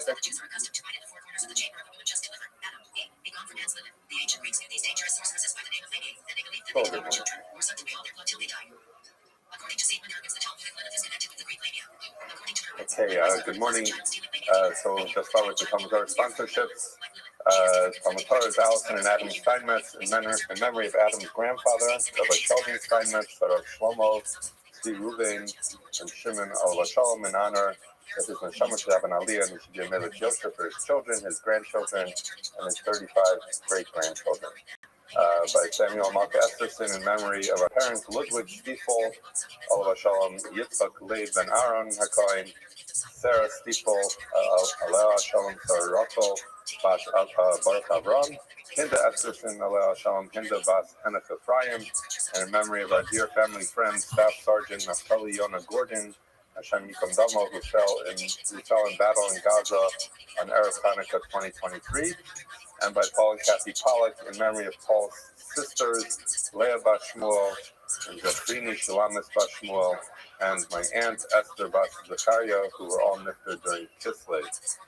Daf Yomi sponsored by Ayal and Sarah Steinberg, and the source of continued health for Shalamis Kana Bas Susha, and for an ultimate refuah shleima. Okay, we're going to get started with the daf today, daf Keiches, and we'll start at the Mishnah. So Klei Halach. So this is dealing with the questions of when you have materials. Obviously, a carbon that is someone's makdish a carbon, it automatically gets kedusha. The manner in which the materials that we're not talking about animals have to actually become kaddish, and generally the manner in which it becomes kaddish is by being put in a klishares, one of the kelim that were designed for use in the Beis Hamikdash. So the Mishnah says, klei halach, mekatchenes halach, that if you have kelim that were designed for liquids, that's the mechanism by which you would be mekadesh any liquid. We'll clarify this in the Gemara a little bit, but just we'll take it at face value in the Mishnah. Midos yavesh, and when you have dry measures, mekadesh is a yavesh, then it's mekadesh. That's what you do in order to be mekadesh things that are dry. And the inverse of that is ein kli alach mekadesh. Mekadesh is a yavesh. So if a liquid is supposed to be liquid and dry is supposed to be dry, so then a keli that's used for things that are moist, that can't be mekadesh something that's dry. And similarly, below yavesh, mekadesh halach, a keli that's designed for dry things cannot be mekadesh something that is moist. And so Rashi, we'll see that there are with liquids, there are both things that are used for measuring as well as for just used as kalim. And in the case of dry things, Rashi explains that there are really two midos. There are two things that are used for measuring dry. One is in the volume of an isaron, which is all of the menachos used to be in isaron, or 2 or 3. but basically in increments of an isaron. And then there's also a measure that's a half isaron, which had a very specific use. So there was a minchas chavitin, which the Kohen Gadol used to bring every day. So the first half would be half of it will be in the morning and half would be in the afternoon. And so there was a measure that was that way. But as we'll see, the reality is that once you use those dry measures, they would actually put dry things into the wet kalim, but we'll talk about it. So at its face value, the Mishnah is just saying that liquids have to become kadosh through kalim that are designated for liquids, and dry things through things that are designated for dry things. Continues the Mishnah, klei kodesh shenikvu, that if you have one of the kleishares, something that's used in the Beis Hamikdash that gets a hole, so then it depends. In osen b'hen me'ein malachtan shaya osen me'ein shleimin, that if you could do with them essentially what you're able to do when they were whole, then mekachin. V'im lav, and if not in the kachin, then not. So basically it's saying it depends. If you can still use the keli for, roughly speaking, its purpose, then that's okay, even though it has some kind of hole. But if not, not. Now, this is explained different ways. On its face, it would seem to be that if it has like a small hole, so it's only a thin leak or maybe a crack and it's not really affecting it. That's how some understand it. The others understand that, for example, let's say you have a measure that's for an isaron, and there's or whatever the measure is, something, and it has a hole, say above the halfway mark. So if you could use it, if you could still use it for measuring a half measure, so that's okay because you don't hit the hole. But if it would be lower, such that you couldn't use it at all. So, but not everyone agrees with that. So different explanations of what it means. But roughly speaking, a kleisharis has to be able to function, and as long as it can roughly function, that's okay. But if it loses its function, then it would not even have any capacity to make something kodesh. And all of these kleishares, if someone were to take one of the kleishares outside of the Beis Hamikdash, then you put something in it, then it would not get kedusha, even though it is in one of the kleishares. Okay, says the Gemara, Amr Shmuel, Lo Shanu Ela Midos. This that we said that a klei halach, that a keli that's made for liquids cannot be mekadesh something that is dry. So we're going to clarify that. That's only the kalim made for measuring liquids, midos.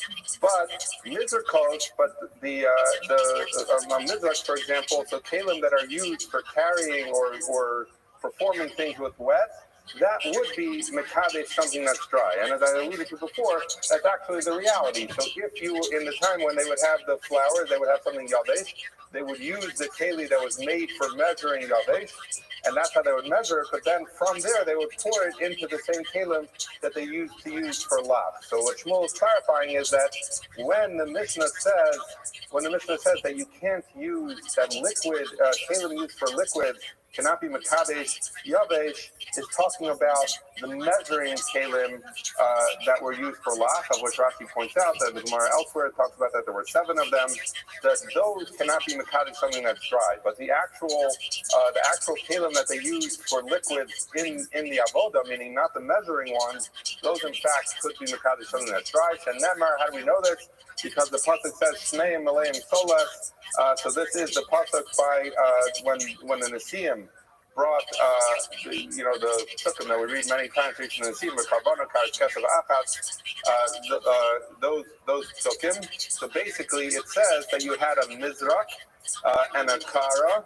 So a Mizrak is being used for liquids, and it says Shneim Maleim Solas. The pasuk says that both of them were filled with flour. So you see that a Mizrak, which is generally a liquid based, is something that's used for liquids, was filled with flour. So you see the idea that once you get past the liquid measuring cups, and you're talking about liquid implements, those in fact could be mekadesh something that's dry. Amarle Rabbi Dipti Ravina Mincha Lakahi. So the Gemara says, well, wait a second. How can you learn from this pasuk by the Nesiim that something that's dry could become a kodesh through a keli that's designated for liquid? But the kind of mincha that we're talking about by the Nesiim itself was liquidy. Why? Because the pasuk says at the end, so we're talking about flour that was mixed with oil. So once you're talking about flour that was mixed with oil, we're talking about something liquid. So therefore, what's your chiddush that a mizrach, which is made for liquid, can be used for this mincha? Because this mincha itself was of the liquidy variety. So the Gemara is asking, how is that a raya? So the Gemara says two answers. So what is it telling us? That that it's only needed for a case that there is dry in that mincha. So what is he saying? Rashi explains, you can't mix a mincha perfectly. So what's going to happen is you mix the flour and the oil, and mostly it becomes something liquidy, but there's going to be pockets of flour that didn't come into contact with oil, and that's going to be considered dry. And so therefore the pasuk is telling us that even though there's dry in that mixture that the Nesiim brought, that since there was dry within it, that you see that a mizrach, which is a liquid implement, is able to mimkadesh even the dry part that's within a mixed mincha. Says the Gemara, second time, it is basically saying that a mincha, as compared to a real liquid like blood, is considered like something dry, and therefore we should prove it about dry. So basically what he's saying here is that it is true that flour mixed with oil had a liquidy element to it, but when you compare that to blood or the other things that you would normally put in a liquid implement, it's considered essentially dry, and therefore the fact that it is a mixture of flour and oil doesn't make it liquid, and it's basically considered a dry thing, and therefore it is a good proof, because it's saying you could use this essentially dry thing, could become a kuddush through a mizrach, which is again something that's generally used for liquid. Okay, Amr Shmuel continues the Gemara. Kleisharis ain't mekadshin, that a kleisharis can only be mekadesh, it can't be mekadesh anything, ela shleimin, that if it's whole, so Rabbi explains this is going back like in the Mishnah, that the keli can't have a hole that disqualifies its capacity for performing its work. So basically, it has to be a whole implement. Ein mekadshin ela malein. They can only be mekadesh something if it's within its full measure.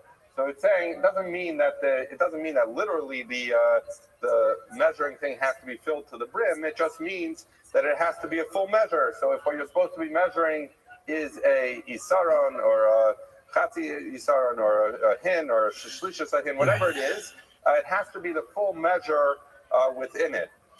It's an interesting thing with Hanukkah coming up. So there's the famous kasha of the Beis Yosef, which talks about the fact that we celebrate Hanukkah, we have 8 candles because it burned for 8 days. But the famous question is, but wait a second, one of those days was not a nace, because the first day you should expect it to burn the full night. And so really there should only be a nace of 7 days. This is a question that has, hundreds of answers, maybe thousands of answers, but the Beis Yosef himself gives an answer, which he said that when they realized that they had only 1 day's worth of oil, and they knew it was going to take them 8 days to get fresh oil, so they divided it into 8ths. And essentially, they only put 1/8 of the oil in every night of the 8 nights, and that the nace, the miracle was that it burned the entire night. So even from the very beginning, all 8 days were nace because 1/8 of the oil essentially sufficed to burn the entire night. But the question people ask is, wait a second, how does that work? If you cannot make a measure and be mekadesh to oil with less than a full measure. So how could they have chosen to take 1/8 rather than a full measure? So I don't know. Maybe the answer is that we don't actually have a specific measure for the menorah, and they would just pour it until it's filled up in cups. But Rav says an interesting parish which tells you something interesting about the menorah. He says when you have a mincha, if the mincha is supposed to have, let's say, saron, and you have less than that, then you haven't made the mincha. So therefore, that's what our Gemara is telling us, that it has to be mole, it has to be a full shear. However, the menorah, he says, it's not like a mincha, it's not a carbon, but rather the point was that the Beis HaMikdash should have a menorah that's lit in it at all times. For entire night at least. So therefore,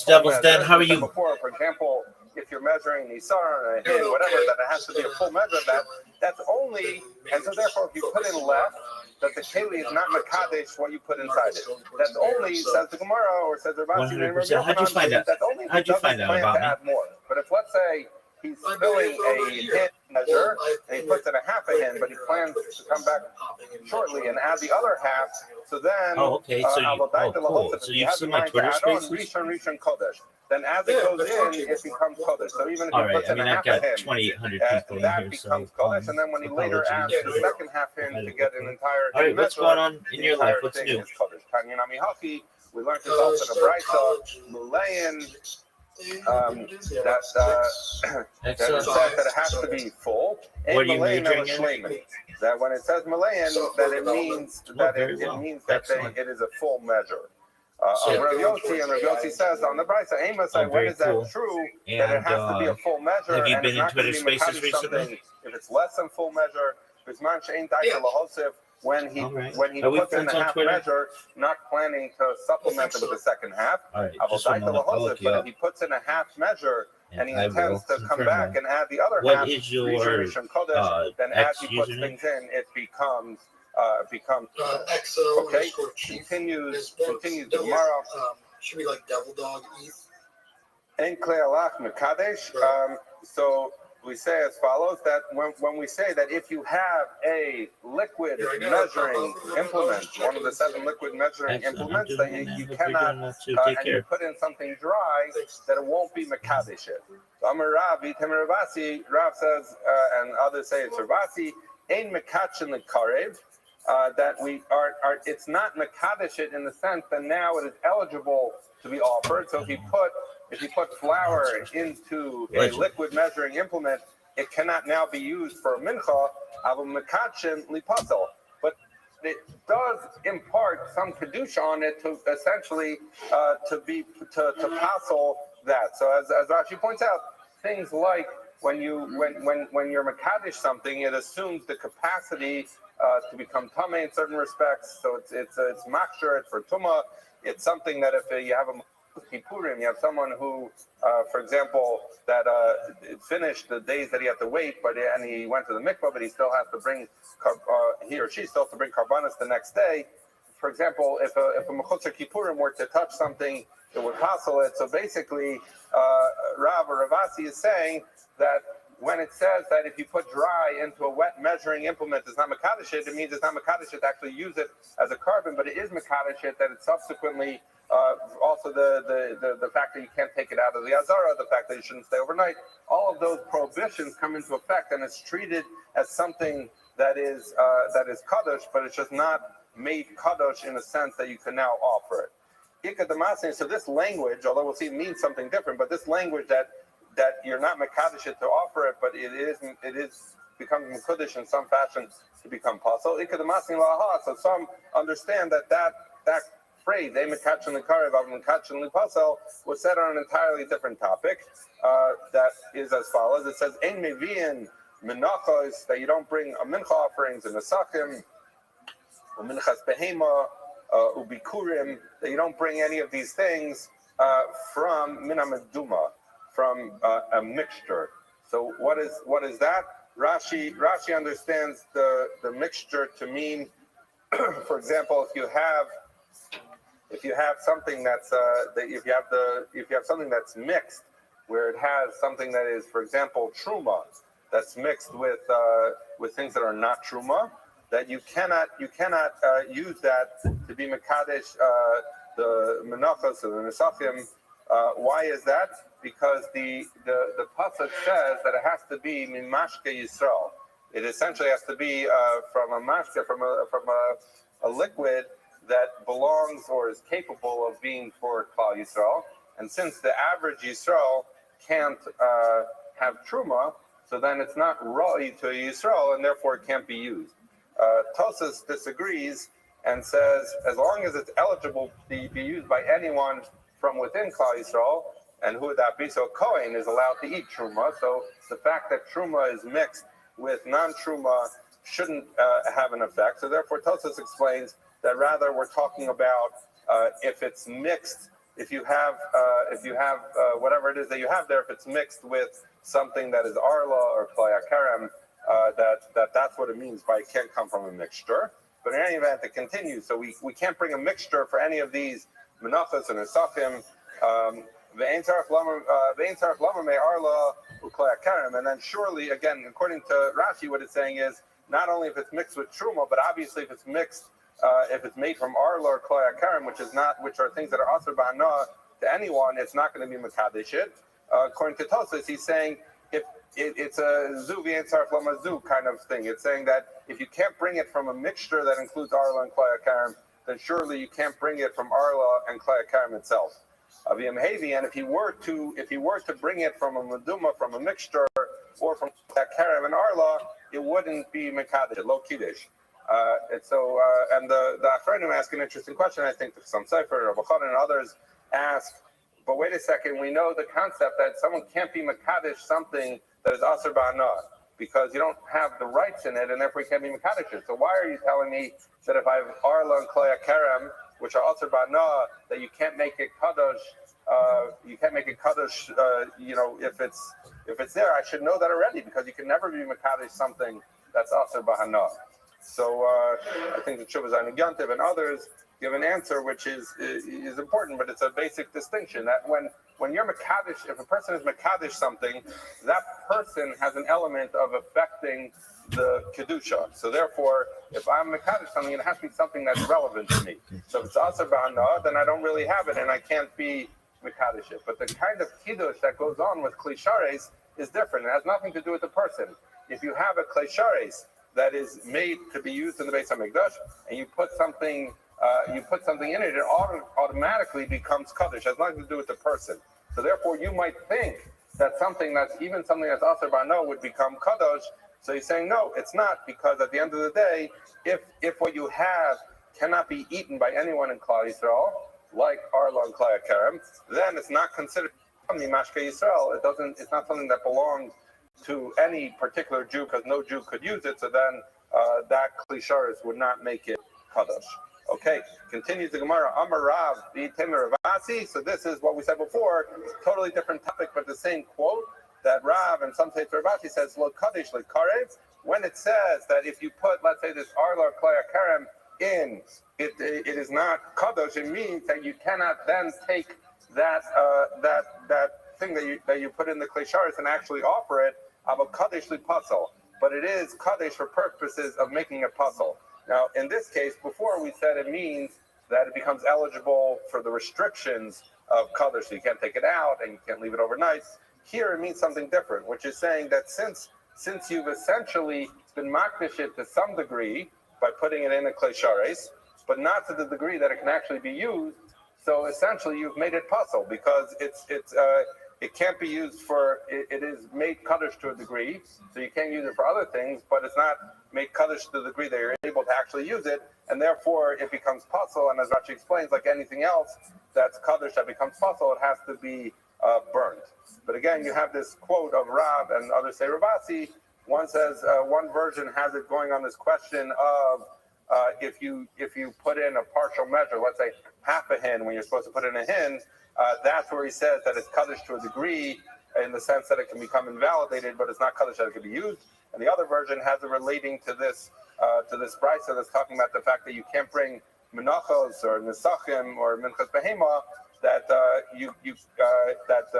keli is not mekadesh it, but it's mekadesh it enough that you essentially have to burn it. Rashi points out that bikurim is not really fit within this list, because bikurim is not something that's brought karev ever, and so it's just included in the list, but it's not really applicable to that particular thing, to bikurim. Okay, continues the Gemara about 4 lines up in the thin lines. Tana Rabbanan klei kodesh shenikvu.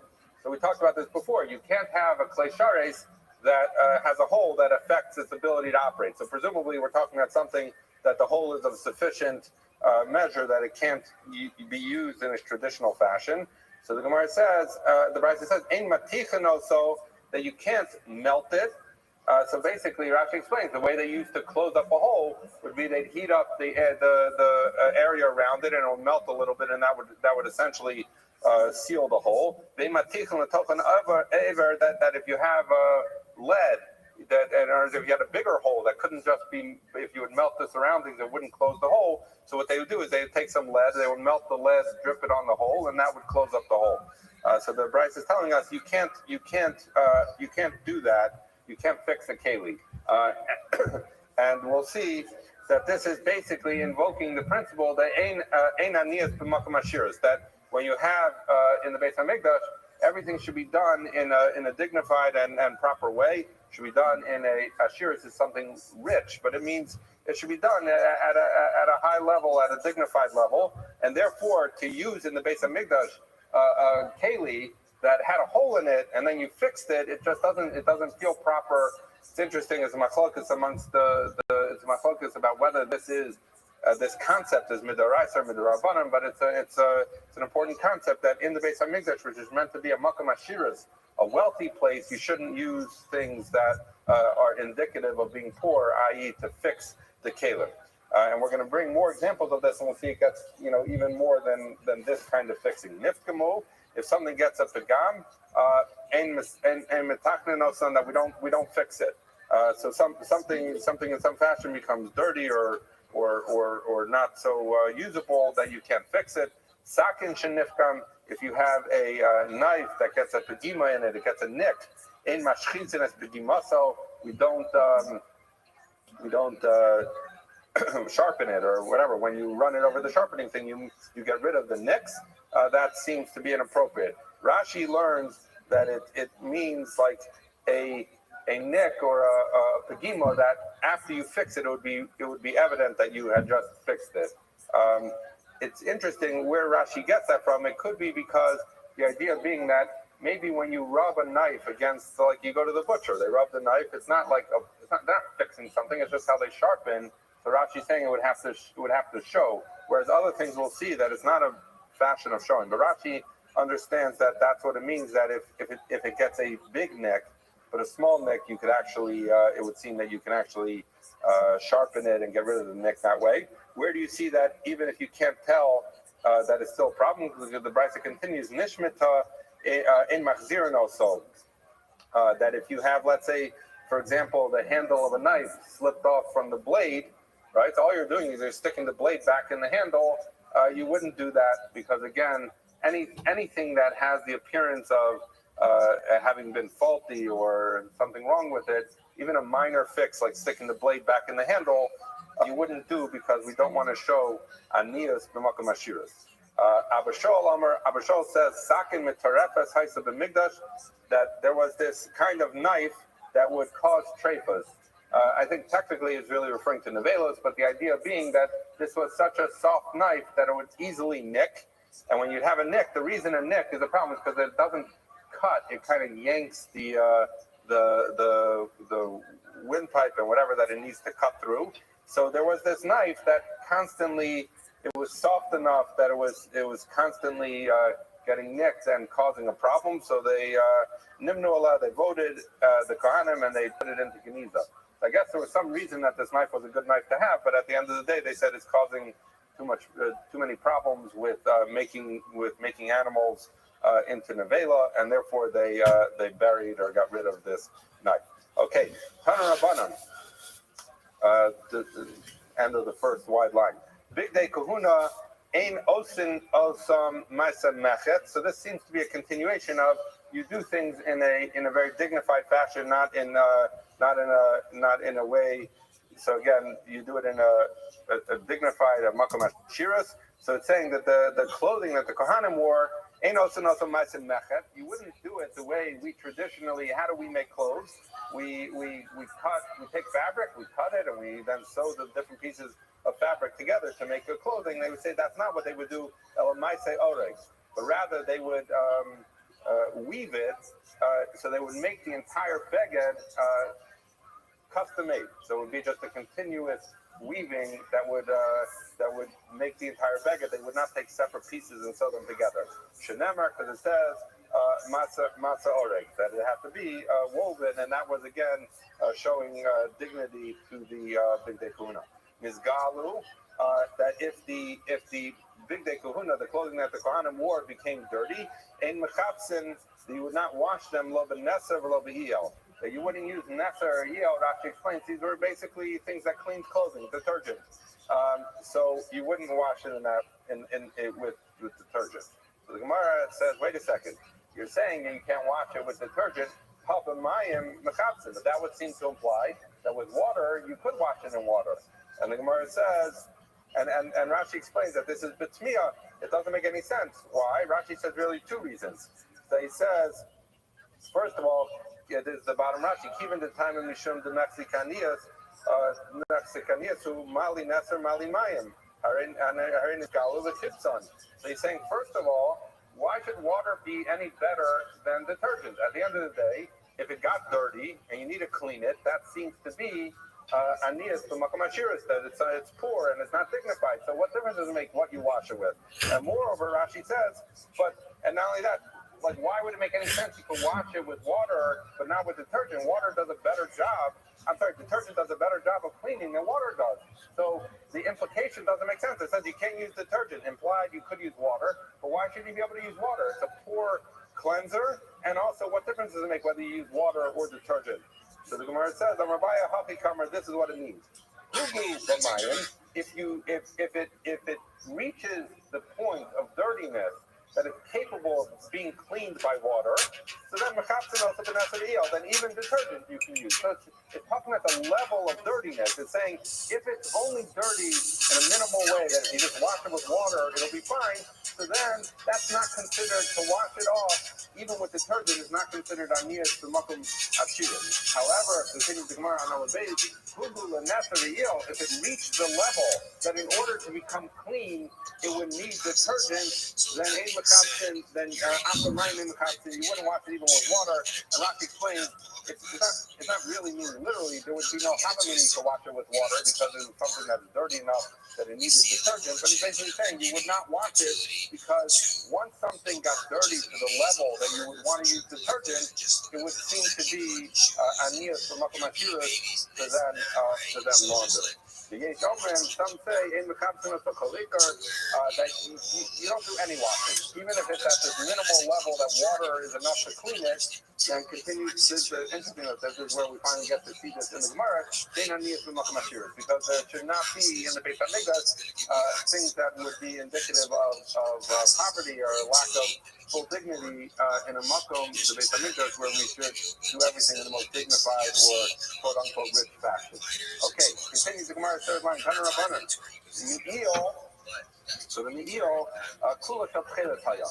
So the me'il was one of the begadim, one of the clothing that the Kohen Gadol wore on top of the regular kohanim. So the me'il was this kind of. There's actually a lot of machlokas about exactly what it looked like, but it was some kind of a long garment. Some understand it was essentially like the shirt that the regular kohanim wore. But this was, for something with sleeves and a hole in the neck. Others understand it to be more of like a cape kind of thing, front and back. Others understand it to be that it wraps around from the back. But the point is, whatever the me'il was, that it was made fully out of tcheles, which is the bluish color of wool. In that man it says that they would make the meal of the ephod. The reason the meal was called of the ephod is because the ephod would attach to it. That it should be entirely stainless. Okay, that's the body of the meal. Shula Kesef, what did its hem look like, the bottom? So the Gemara continues, maybe that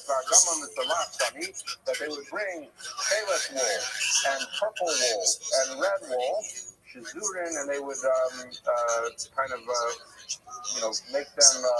what the right term is, but you make thread out of it. I think if I recall correctly, it was 8 of each, so you have 24 strands that would be kind of twisted together, and that's what they would use. Both on Community Mohim, so that they would make these kind of woolen pomegranates that looked like those that hadn't yet opened their mouth. Rashi explains that when you have a pomegranate that stays on the tree longer than once it's already ripe, that the top would open on its own. So he's saying these remolding that they would make on the bottom of the meal were not open in that way.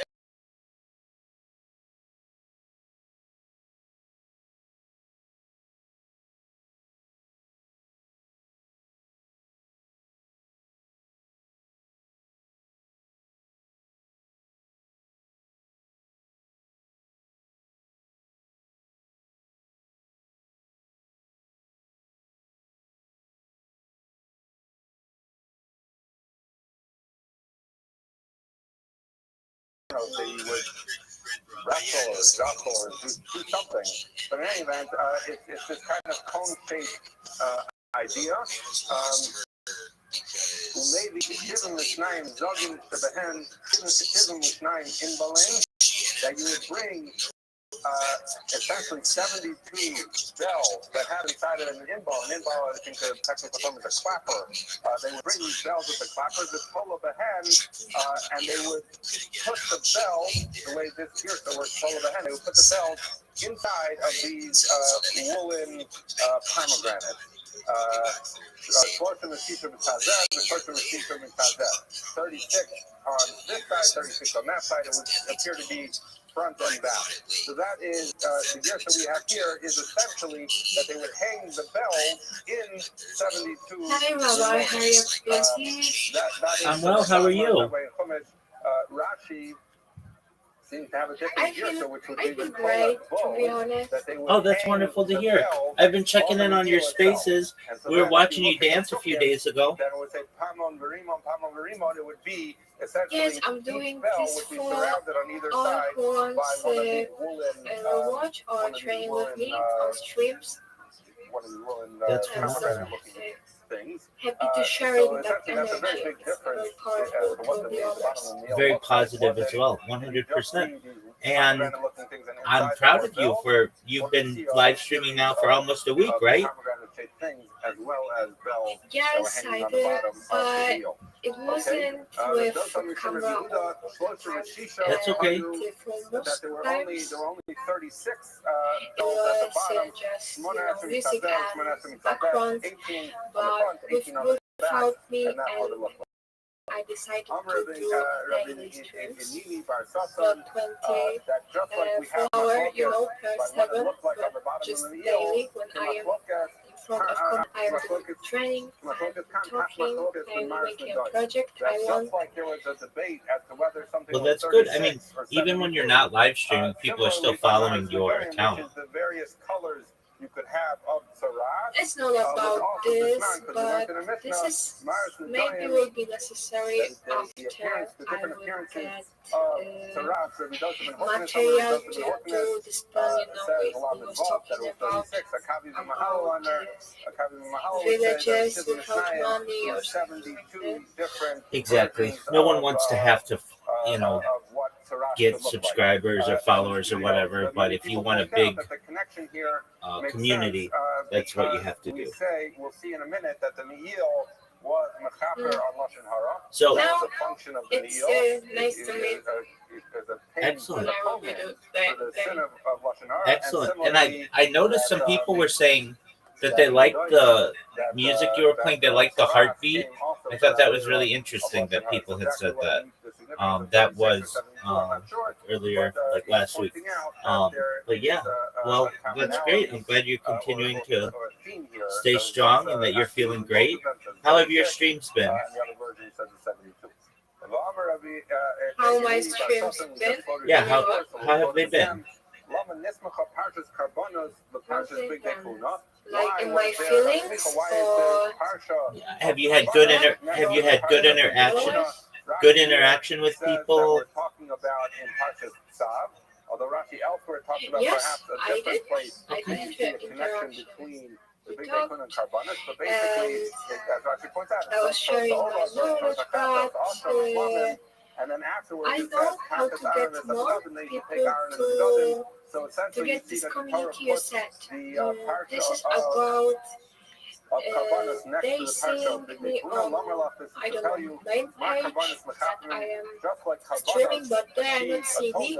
They see this music heartbeat and this background, and they're thinking that this is not about the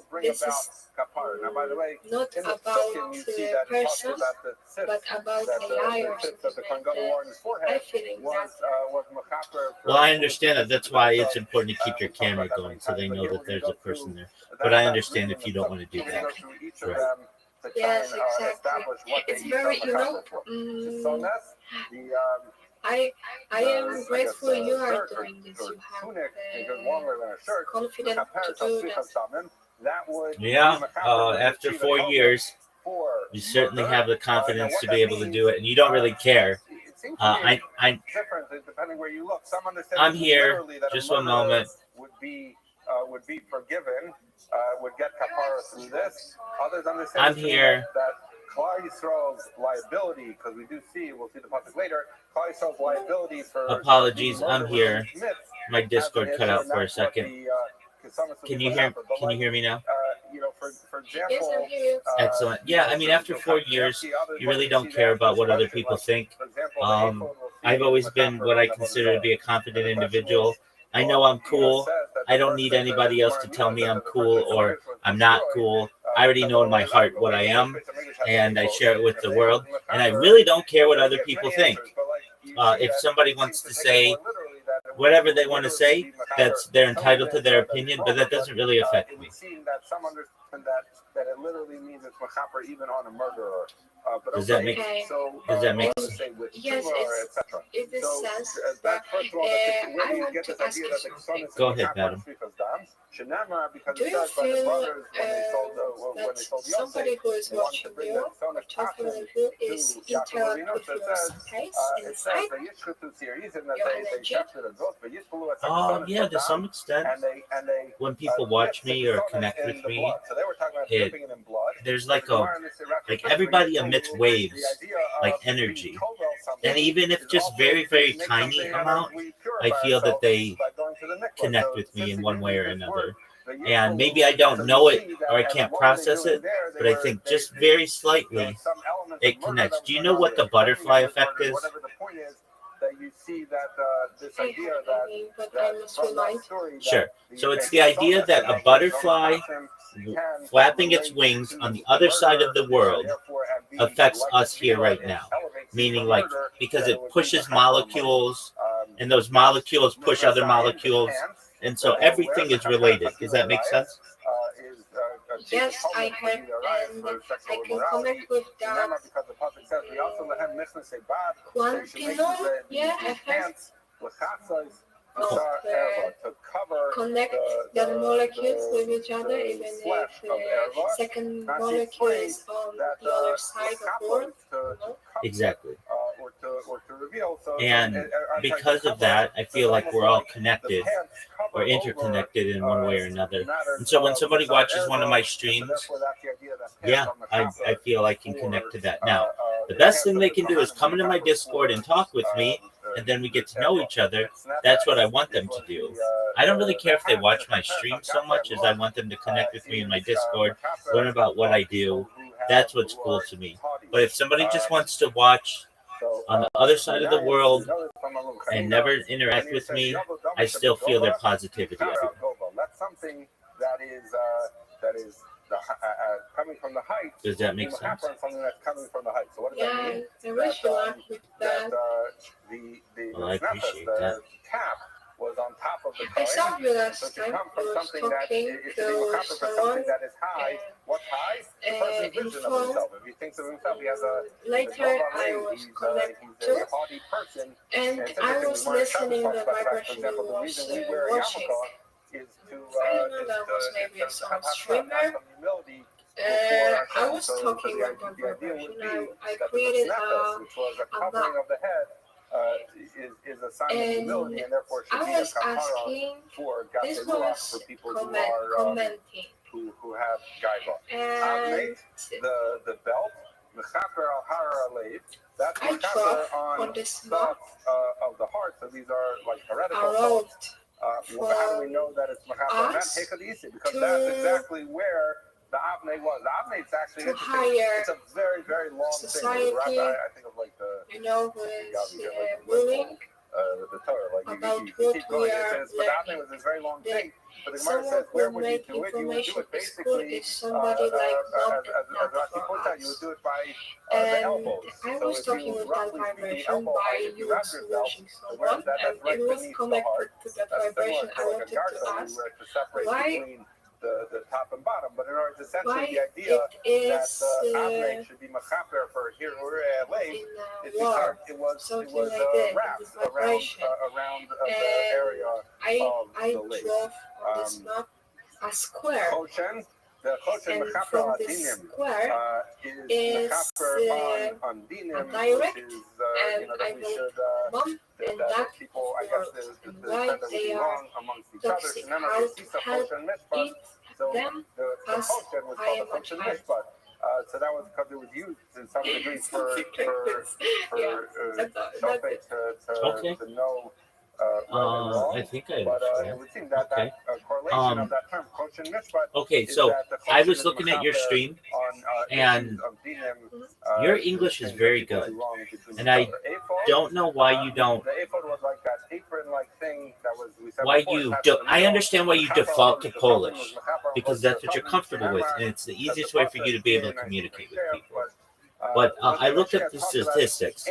There are only 50 million Polish speakers in the world, which isn't that many. There are 1.5 billion English speakers in the world. It's 33 times more people speak English than Polish. And in your description of yourself, at least on Kick and things, you should have an English about you, because a lot of people are just going to see some language they don't understand and they're going to move on. But if you put on there, I am an English Polish speaker from Poland who is about positivity and energy. I would love for you to follow my journey and connect with me. If you just say that in your description, then people are going to know, oh, okay, this person speaks English. And there are just so many more English speakers in the world than there are Polish speakers in the world now. I'm not saying that Polish people aren't important, and I'm not saying Polish isn't important, and I'm not saying that you can't speak Polish most of your streams, because those are most of the people who are going to be watching you. But for a random person to look at your stream, most likely they're going to be speaking English. And if they look at your description and it doesn't say English, they're going to move on. Does that make sense? Was worn on the forehead. And you know what? The significance is being on It will be even better when I will be streaming in English. I feel that. Right now, I felt that in English communication is the only vibration of making that contact. It's the other. It's more kindness than in Polish. Really. Well, that certainly could be. But you're streaming on Kick, and are you on Kick right now? Are you live? No, I stopped. I the idea was that the tits would be macabre on Adam's punch. A break, but not for long. Okay. Maybe a day. Certainly. We're gonna see this is going So if I look at your so we just finished saying stream that on that Kick, we had items that were mechaber. I go to your account, and I go to your about, and it's all in Polish. And that's cool. But to an English person, they don't understand this. And so what I'm saying is, I think it'd be best if you did half in English and English first, and then you can also have Polish. I'm not saying that Polish isn't important. I know it's very important, but you're going to get more people interacting with you and more people following you if they know you speak English. English is the internet's language. You know that. And it's basically between English and Chinese the most spoken language in the world. And you speak it well enough that you can be an English speaker. And I just want you to have a wider audience. Why only have 50 million people watching you when you can have 1.5 billion? Does that make sense? Yes. Excellent. And your English is good enough that you can have an English conversation with anybody on earth who speaks English and be able to converse with them well enough. You don't need to translate. I mean, I know maybe really complex things you might need to translate, but you should have confidence in your English, and it's becoming better and better every single day. So that's good. And I know you don't do it for viewers. I get that. I don't either. I get that. But just, you want at least somebody knowing who you are. And if somebody just looks at your profile, even though it may be beautiful in Polish, no one in English knows what it means. So split it in half. Have an English section and have a Polish section. The second thing I wanted to say is, or ask you, did you have any chance to make a link tree? And continues the explanation how this is I can create this. That's what you need to do. And so what I think you should do is you create your link tree and then you link all of your social media, and you're going to say, but Rabbi, I don't need all this social media. I understand, but you don't want somebody impersonating you. And once you do it now, and then you have the rest of your life to allow the account to grow. But if you don't get it, then nobody's ever going to know about you. It's basically, you just have to say to yourself, I'm going to grind it out. I'm going to create all this social media, and then I have it. And then if I need it in the future, I can use it. But already, people are going to start following me and sending me messages and know who I am. And then when people Google me or look me up in a search engine, they're going to see all my different accounts, all of that stuff. And then when you have that screen where you have I'm sleeping or be right back or whatever, put your link tree on there. People will go and look at all your social media. Does that make sense? In private, so to speak, and therefore Yes. There you go. So So if you have a goal, if you can, make that link tree. I'll help you. I'll look it over. I'll make sure it's good. I'll make sure that they're at least in English. Like I can look over your English and make sure there aren't any spelling errors or grammatical errors or anything, and that it sounds good. And then from there, it's done. You don't have to do it anymore. And then you have one link and you can put it everywhere. And then a lot of people are going to connect with you. They're going to look you up on Instagram. They're going to look you up on TikTok. They're going to look you up on YouTube. And a cool thing is, if they follow you on Kick, there's a really good chance that they'll follow you on Twitch and on Rumble and on all your other social media accounts. So I wanted to include that, okay? The whole idea of Egla Rufa is Yes, that can you want to help me with that? I want to help you with everything, yes. On that kind of murder, the one where you don't know who is I- the perpetrator. However, the Wait. where you do know who the perpetrator was. Someone murdered someone. You did and a that create in some fashion, account, that would give business or kapara. personal? Personal. Wait a second. Be the other man kaple. So if you know who killed the person, then by Nope. default, that person, Nope. Free? It's free. Skip it. that person It's free. is Scroll down. supposed to get Free. killed, and when he gets killed, that They creates the didn't touch? kapara. Do you see? Do you see it says free? For the Jewish people. So Yes. why do I need? Okay, excellent. Why would I Select need the theme. Why would I need the kesonas to be mechaber? So the Gemara says the maybe the mezid below asabeh. That where would I need the kesonas? So if you don't know who murdered, You can change the if you colors know too, who by the way. murdered and he gets So don't worry about sentenced to that. death, so then that's the kapara. If you, But it's if like if you played if in know The who murdered, Sims. The but Sims. for Yeah. example, Yeah. you know that Reuben murdered Shimon, I but have Reuben wasn't given I Hasra, have he wasn't warned beforehand, so Okay. then Reuben doesn't get killed. So then, Okay, that's what where the platforms do you Kesonas use? and the You Kappa use for all of Rashi them. points out, the So, murderer but for himself right ends now, up getting just choose harassed, YouTube. ends up getting, Oh, you can ends- choose ends multiple. up with Choose the them all. guys. Okay, so that's how we All, explain but that I don't murder, have all. again, three different You're gonna categories. create You don't know all. who did it at Garufa, you know who did it, and he had Okay. Hasra, and You he gets just- put to just death. choose a That few. creates kapara. Just choose a If he few for doesn't right get put now. to death That's for some fine. reason, And then that press is next. where the Kesonas is mechaber. Lashon hara, lashon hara, not For the example, to lakata, create and the Facebook, question you about lashon hara must on lashon hara scan is your often not a face like question with of the ID. sinner, of the With parhatzi. Adam. That Have when this. the lashon You don't hara have was to do done in that. private, No, you so can then you have can the get around kaparas, that. that is the You just service use a before the VPN, private and that creates the Facebook in kapara many points countries of the still allows parhatzi. you But when to you have upload the, your account without you have doing lashon that. hara Maybe was said in Poland, in, but in other public, places you can that's where you avoid have that. the me'il, which has the bells on the bottom, because that is publicly, it makes a sound as well. Hadron Lachem is that from Kaddish. Yes. Yes. Mira, here it was also. Okay, good morning. Let's So check let's that. start with the Talmud Torah sponsorships. Talmud Torah is Allison and Adam Steinmetz in memory of Adam's grandfather, Rabbi Sheldon Steinmetz, Rav Shlomo, Tzvi Ruben, and Shimon Alav Shalom, in honor that his neshama should have an aliyah and he should be a Milat Yosher for his children, his grandchildren, and his 35 great-grandchildren.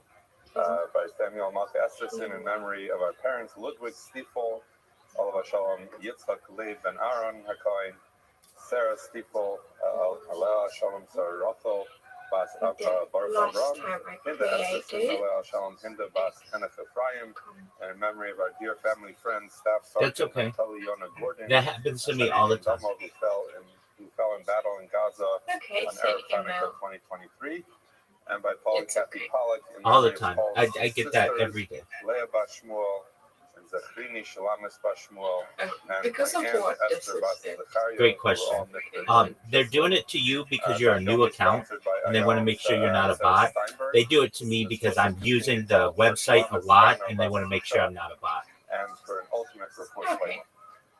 Okay, we're going to get started with Okay. the daf today, daf Teiches, And and we'll here, start at the Mishnah. So, Klei Halach. So this is dealing with the questions of when you have materials. Obviously, a carbon that is someone's makdish a carbon, it automatically gets kedusha. The manner in which the materials that we're not talking about animals have to actually become kaddish, and generally the manner in which it becomes kaddish is by being Discord. It in was Discord a here. Yeah, Discord's an interesting one. So the Mishnah says, So "Klei halach, mekatchen es don't halach." worry about Discord So if right you now. have, kalim Do Rumble. that were designed for liquids. That's the mechanism by Rumble, which you okay. would be mekadesh any By the way, I liquid. will can. We'll clarify this in the Gemara. You a little can bit, but just you we'll can take do it at later. face You value don't in have the to do it Mishnah. right. I mean, Midas add your yavesh, profile details. when you have, And let me dry ask you, measures, Afirmatia. mekatches is a yavesh, You're then it's mekadesh. That's you're what you you're do in order currently to mekadesh things that are you have that are pictures dry. of yourself, and you're a And beautiful the woman, inverse of but you that don't is have a saying, logo mekadesh for your is a- channel. mekadesh is And a I think you yavesh. should, and So we can help you if with a that. liquid is supposed It to can be still liquid, be your and dry is face. supposed to be Yeah, dry. So even that even Kaylee that's used for things that are Absolutely, absolutely. yeah. But that can't, that's fine for right now. something that's dry. That's fine for right now. And then you put a kaylee that's designed yeah, that's for fine. dry things cannot. So there you go. Cannot be You've created it. something. And now we're gonna adjust it and make it more. And so it'll look cleaner like the other one. But let's do your logo. Let's do your logo right now. Go to ChatGPT. Go to ChatGPT. And in the case of dry things, Rashi explains that there is really two midot. Okay, and what we're gonna do measuring dry. One is in the volume of an isaron, we're going which is all to. of the menachos used to be I'm gonna send you somebody's. but basically in increments of I'm gonna isaron. send you And then there's somebody's. also a measure that's a half isaron, which had a very specific use. So there was Somebody who I helped do this for themselves, so, and the first half would be we're going to use it just as a start, but this is not going to be yours. Yours is, of course, going to be different, so just one moment. But this is how I, once you use those dry measures, they would actually put dry things what I into recommend. the wet kalim, but we'll talk about Okay, it. So just one moment. at its face value, the Mishnah is just saying that liquids have to become kadosh through kalim that are designated for liquids, and dry things through things that are designated for dry things. Okay. The Mishnah. Can you check your Discord messages, please? If you had one of the kleshares, something that's used in the Beit HaMikdash, that gets Okay. a hole, Now I want you to take that picture and upload it into ChatGPT. Essentially, what you're able to do when they were Yes, perfect. Okay, now I want you to take a picture of yourself that you like. So basically, it's saying it depends. If you can still use the keli for, roughly speaking, its purpose, then that's okay, even though it has some kind of hole. But if not, not. Now, this is explained different ways. On its face, so it seemed to be that if it has like a small hole, yeah. so And you're gonna say, leak or maybe a crack, and it's not really a please that's how some understand help it. me There are create. others understand that, for example, You know what? I'll just write it for you. I'll just write it for you. you have a measure that's going. Please help me to create a logo for myself. I am the woman in the picture, and I'd like my logo to look like the one with the circle around it. At the very top of the text, instead of saying giant judge, I want it to say, explanations of what it means, but roughly speaking, a klecharis has to be able to function, and as long as it can roughly function, that's okay. But if it loses its function, then it would not even have any capacity to make something kodesh. And all of these kleshares, if someone were to take one of the kleshares outside of the Beis Hamikdash, then you put something in it, then it would not get. Please replace the kedusha, link even tree though it is in one of the kleshares. link Okay, with the says following the link Gemara, tree. Amr Shmuel, Lo shanu ela midos. This Affirmatio, what is your link tree link? That klei halach, that a keli that's made for Linktree.com. liquids. Yeah, linktree.com/affirmatio. So we're going to clarify that. That's only the kalim made for measuring liquids. Okay, midos. great. But mizrachos, I would change this one. that are used for carrying It's very long, and I'm not saying it's not good, but nobody has affirmatio. Why don't you just become affirmatio? Just on Linktree. The reality. So if you, in the time when they would have the flour, so go to your settings. They would use the keli that was made for measuring yavesh. And they would measure it, yeah, and then go to your account. The same kalim that they used to use for lav. So what Shmuel is clarifying is that when the Mishnah says, that like where it says that liquid kalim used for liquids cannot be makadesh, yeah, is talking and about then where it says like your username is affirmatio Illuminati, just change it to affirmatio. That those cannot be makadesh, something that's dry, but the actual kalim that they use. Did they let you change it? In the avoda, meaning not the measuring ones, those in fact could be makadesh, something that's dry. Shenemar, how do we know this? Because the pasuk says Shnei Malei Solas. So this is the pasuk by when the Nesiim brought something that we read many times. Yeah, not your nickname. We need to change your link. It says that you had a mizrak and a kara. So a mizrak is being used for liquids, and it says Shnei Malei Solas. What's that? The pasuk says that both of them were filled with flour. So you see that a mizrak, which is generally a liquid. Perfect. Then no worries. Then you're affirmatio Illuminati. Thank you for telling me that. Once you get past the liquid measuring cups, and you're talking about liquid implements, those in fact could be makadesh, something that's dry. Now the one thing is clear in English to heal. That's something that's dry. Yes, the one thing, absolutely. The one thing I would want you to change is make the H in Illuminati capital. It looks more professional that way. Was liquidy. Why? Because the pasuk says at the end, you should know the H in Illuminati to be capital. So once you're talking about flour that's mixed with oil, we're talking about something liquid. So yeah, just the H. Just the H. Which is made for liquid can be used for this mincha, because this mincha itself was of the liquidy variety. So the Gemara is asking, how is that a raya? So the Gemara says, two answers. So what is it telling us? That that is only needed for case that there is dry in that mincha. So what is he saying? Rashi explains, you can't mix where do you know where you change your username? So what happen is you mix the flour and the oil, and mostly become something liquidy, but there's going to be pockets of flour that didn't come into contact with oil, okay. and that's going to be considered dry. And so therefore, all right, press Control F. Even though there's dry in that mixture, and then type in username, USERNAME.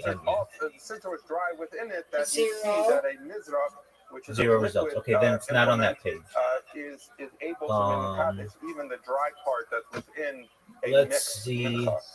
Says the Gemara, second tier, mincha legabe dam ki yami. It is basically saying that a mincha, as compared to a real liquid like blood, is considered like something dry, and therefore we could prove it about. Okay, dry. go under so account. What he's saying here is that it is settings account. That flour mixed with oil has a liquidy element to it. But when you compare that, my information. things that you would normally put in a liquid implement. No, that's fine. Name is affirmatio. That's fine.